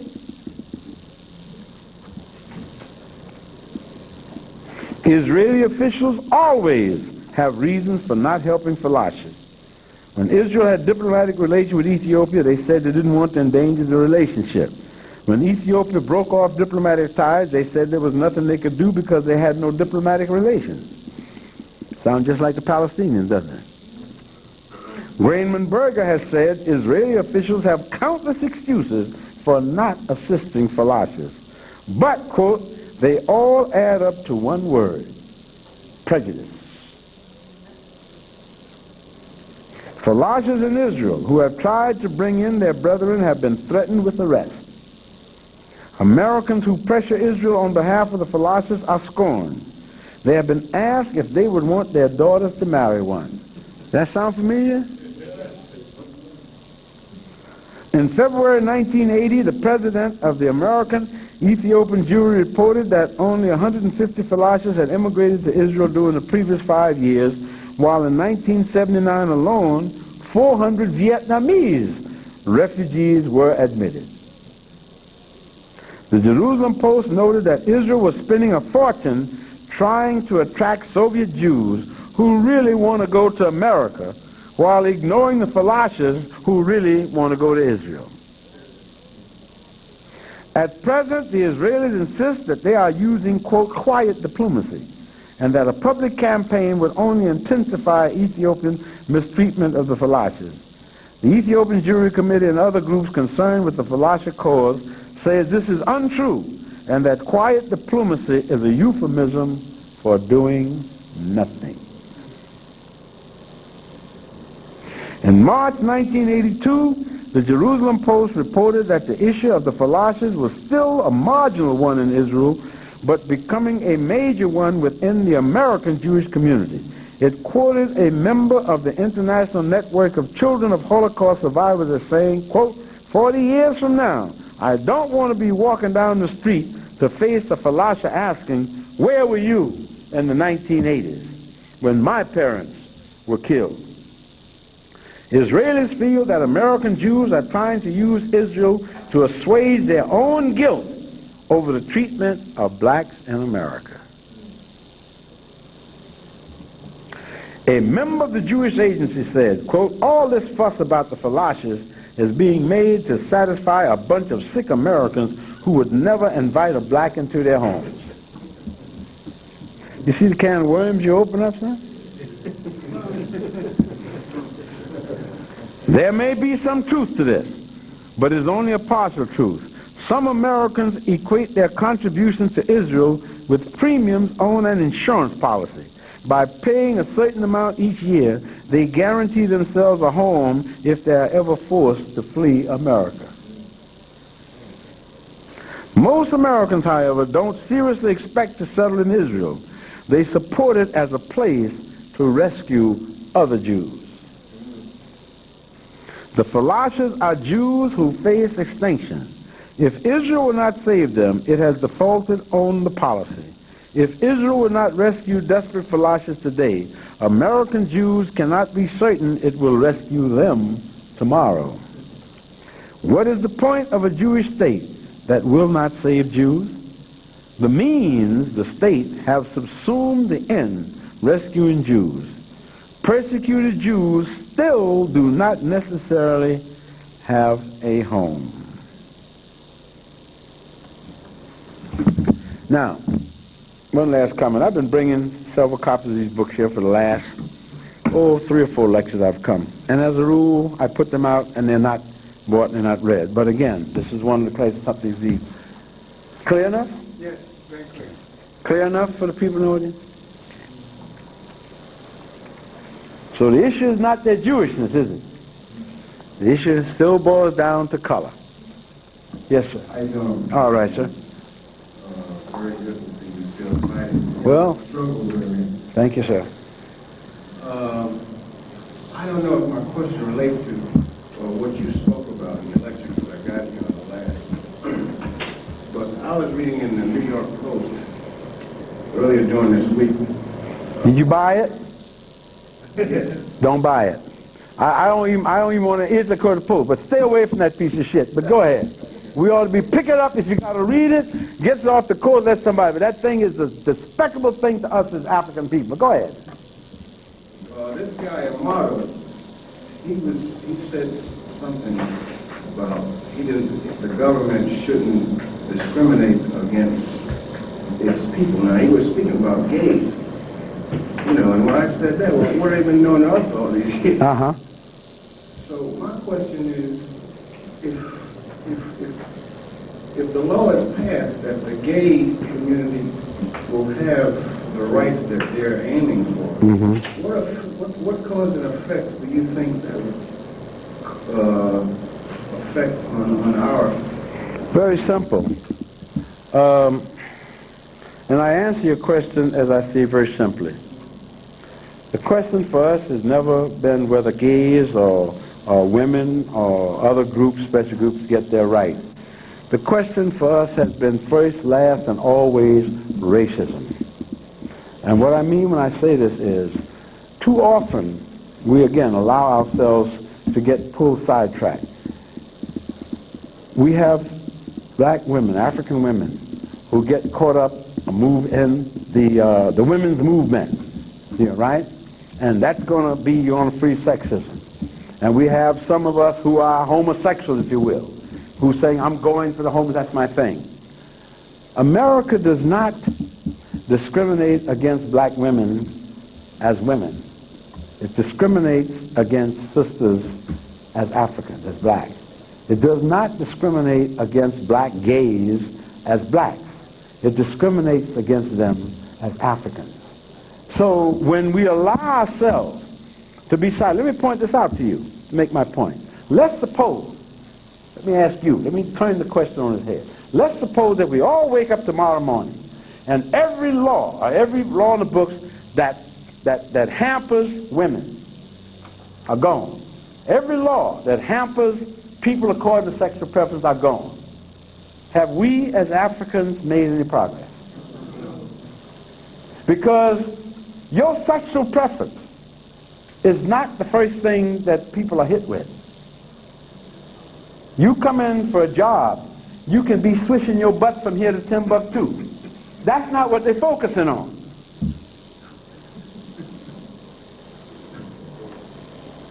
You follow what I'm saying to you? So you don't get liberated sexually, either as a female or a male. We've had I see the sisters going on, oh yes, I'm going on this, that, and the other. Every movement, let me put this to you this way. Let me look at history to make it clear. Every movement in this country, and hear me well, every goddamn one, without exception, that started out with the cutting edge of us. And you listen to what I'm saying to you? The women's suffrage movement grew out of the abolitionist movement. Do you know who was the first people that allowed a woman of any race to stand up like I'm standing up here in a public forum and speak? Frederick Douglass, the Black Liberation Movement. White groups did not allow white women to speak. I'm talking way up in the middle of the 19th century. It was who were the first group to identify themselves with the right of women to look for the suffrage? We. You follow what I'm saying? This is the history. Now, let's just take this as an example, by parallel. So you have a way of asking questions that I can't just answer, simply. But bear with me, please. When the women's suffrage movement started in the late 1840s, they had no platform and nowhere that they could speak because white men wasn't going to let them speak. The idea of any woman speaking in public was a no-no. Where did they come to get a chance to speak? To the black abolitionist movement, to Frederick Douglass and Samuel Cornish and these people. Okay? Frederick Douglass was the first man of any substance to go on record to fight for the right of women to vote. When that group got started, with our help, In the beginning, people like Elizabeth Cady Stanton and other people, they had 125 planks in their platform. That is 125 issues that they were to fight for as women. The right to vote, etc., etc. Black women came to them in droves, particularly in the 1860s North and after the 1860s, after the Civil War, all over this country. Up until 1880, over 90% of all the women in the women's suffrage movement was Mosetta. And then it became safe, after the cutting edge on, for middle-class white women to become involved. In the convention of 1882, held in Buffalo, New York, the black contingent went there and they discovered that all of those planks, particularly the ones which committed the women's suffrage movement to equal suffrage regardless of race, creed, or color, all of them about equal rights for black women, every plank that referred to race, which was about 15, had been, boom, the new plank didn't have a damn thing to say in there. When the black sisters came up to ask why had these planks been taken out of the platform, so they're on their way home now. You get what I'm saying? It's big now. Got respect. You know what they were told? Now you ain't gonna believe this, but I'll tell you where you can find the information. They were told that since white women were inherently non-racist, when the white women got the vote, that they would look out for the rights of their black sisters. And therefore there was no, that's right, that there was no need to have any planks in there referring to race. And the black women, to their credit, got up and walked out and drove. As a matter of fact, that was the beginning of the Council of National Negro Women, as a spinoff out of that. Now you can find that whole history about our relationship with various reform groups in a book called The Reluctant Reformers. It was published by Doubleday Doran about 20 years ago by Robert S. Allen, the same guy that just wrote this book on the killing and the trial of these black soldiers at Port Chicago and this exposed ammunition dump. So my point, I think, is well taken, that whenever we have hitched our wagon, you follow what I'm saying, to another group's interest, I don't argue the legitimacy of their interest. It has always ended up with them using us as the cutting edge and reaching a certain momentum and leaving us in the lurch, and they go on about their business, and we are still sucking hind tips. If y'all just look back 70 years ago, the Jews were running after us, watching our backs and Jews. That was the watchword. Discrimination. Leo Frank got lynched, etc., etc. What happened to that coalition? What we must always remember, and this is fundamental, I say to you, sir, never forget this. Groups, all groups have permanent interests. No group has permanent allies. You follow me what I'm saying? We got interests as our people, and those interests are eternal. No matter what happens, you and I and all of us in this room are locked in certain interests. History has done this to us. Culture has done this to us. There ain't nothing out here that says that we have an automatic link with homosexuals, with women, with rich people, with poor people, or nothing else. White people on welfare will not get up off their asses and come out and march with black sisters on welfare. The system manages to take care of them so that they don't have to be embarrassed.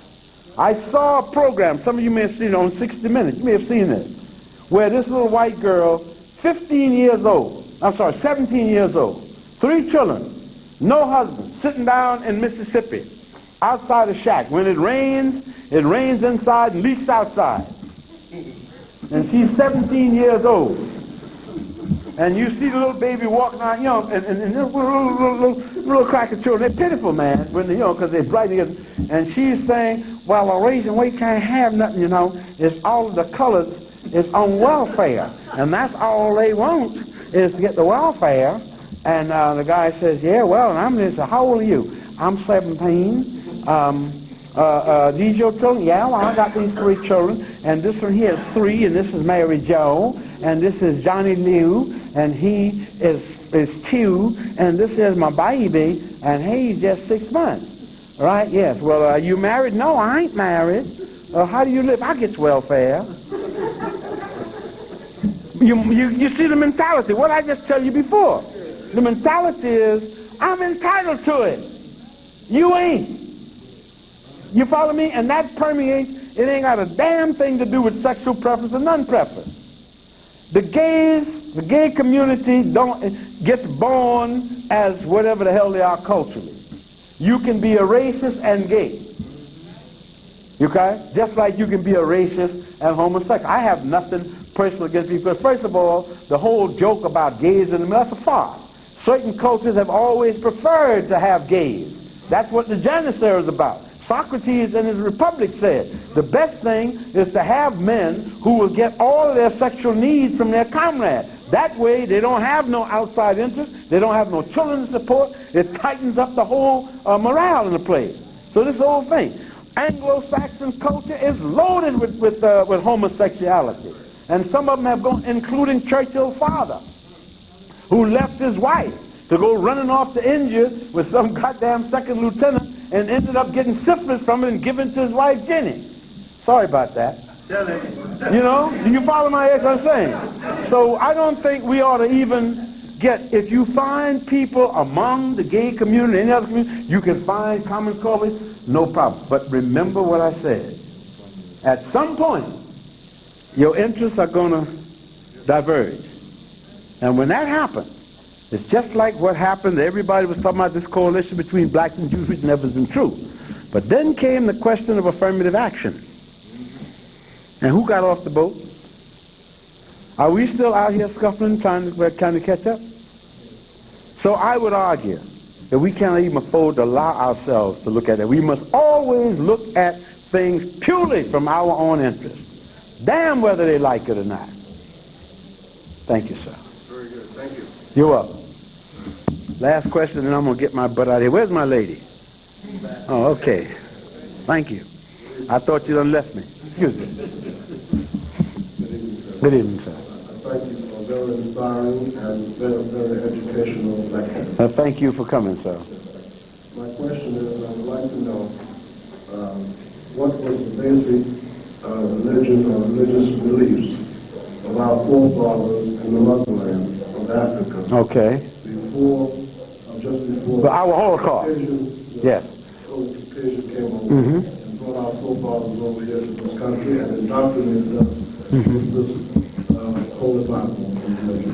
The answer is very simple. And this is something we need to do. And I'm glad you asked the question, because we could usefully use some courses on traditional African religions, since we are so ignorant about them.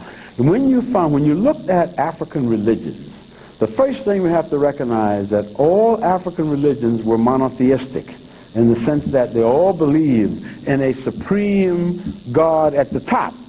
But the difference between was like it was held by many other gods on the bottom. So you had many different versions of various monotheistic religions. All of them dealt from the concept of a supreme being. Now, the one thing that you find that differed, and bear in mind, any of us can spend 3 generations just dealing with various aspects of African religions. But one of the main things you find within the overall framework of a monotheistic concept, but of course with sub-gods, if you will, or sub-goddesses, the variations came primarily with the various African concepts of the origins of humanity and the earth. They varied quite a bit on them. And the reasons, for example, the Dogon people have the belief that said Olorun, who was the head god, what the Europeans call God. I'm just citing this as an example. That at one point, he lived just above human beings, and he involved himself with them. But he said that, now you could laugh at him, he said, but why he left was that the people started tormenting, begging him for so much of this, that, and the other, and the women would reach up and tear a piece of his bed off to put in soup, and finally he just said, I can't deal with this anymore, and took off up into the sky. But once again, you have this concept, the concept of air gods, gods of the air, Clathonian gods, that is gods of the earth, and of course sky gods. So once again, there are the three concepts that's basic to all religions. A concept, an explanation of the skies, the heavens, a concept of the explanation of the air, a concept of the explanation of the earth. And this makes sense because all cultures starting out as being either hunting and gathering cultures or agricultural cultures understood very early on the importance of the elements, right? Even though they may not have understood it, they knew, as I said earlier, you don't play with lightning and you don't play with thunder. And if you look at all African religions, they have a thing. One of the things that we brought here, there's so many things that we brought, you know, and nobody performed no prefrontal lobotomy on us. There are many African traditions we follow today without even knowing it, even after 500 years. One of them is down where I come from, the idea that when someone died, and talking about the Sea Islands and the coast of Georgia, when you died, your tools that you use, carpenter, mason, hammer, whatnot, would be your pot, would be put there on your, get with me. I knew my grandparents and all of these people, they didn't even know why they did these things. But if you died and you were a mason, your main trowel would be put in your, and protected and protected. You follow what I'm saying? This, of course, is again, comes from that tradition. So,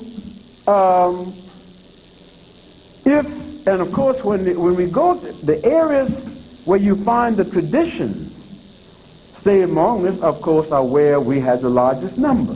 The concept of an answer to spider, very big in Jamaican culture history. The whole concept of Uncle Remus and Barabbas. Again, West Africa comes out, which was ripped off by Joel Chandler Harris.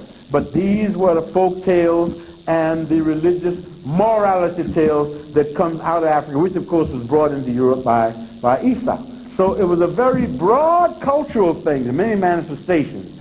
But fundamentally, you had the concept of a monotheism, the chief god, etc., etc., etc. And of course, the aids were the lesser gods and the ancestors. That is why the concept of respect for the elders came in, because it was the elders who had the contact, the animals, to talk to God, and then through the elders, you got the levels down to you. Okay? You're welcome, sir. Now I'm going home. Thank you.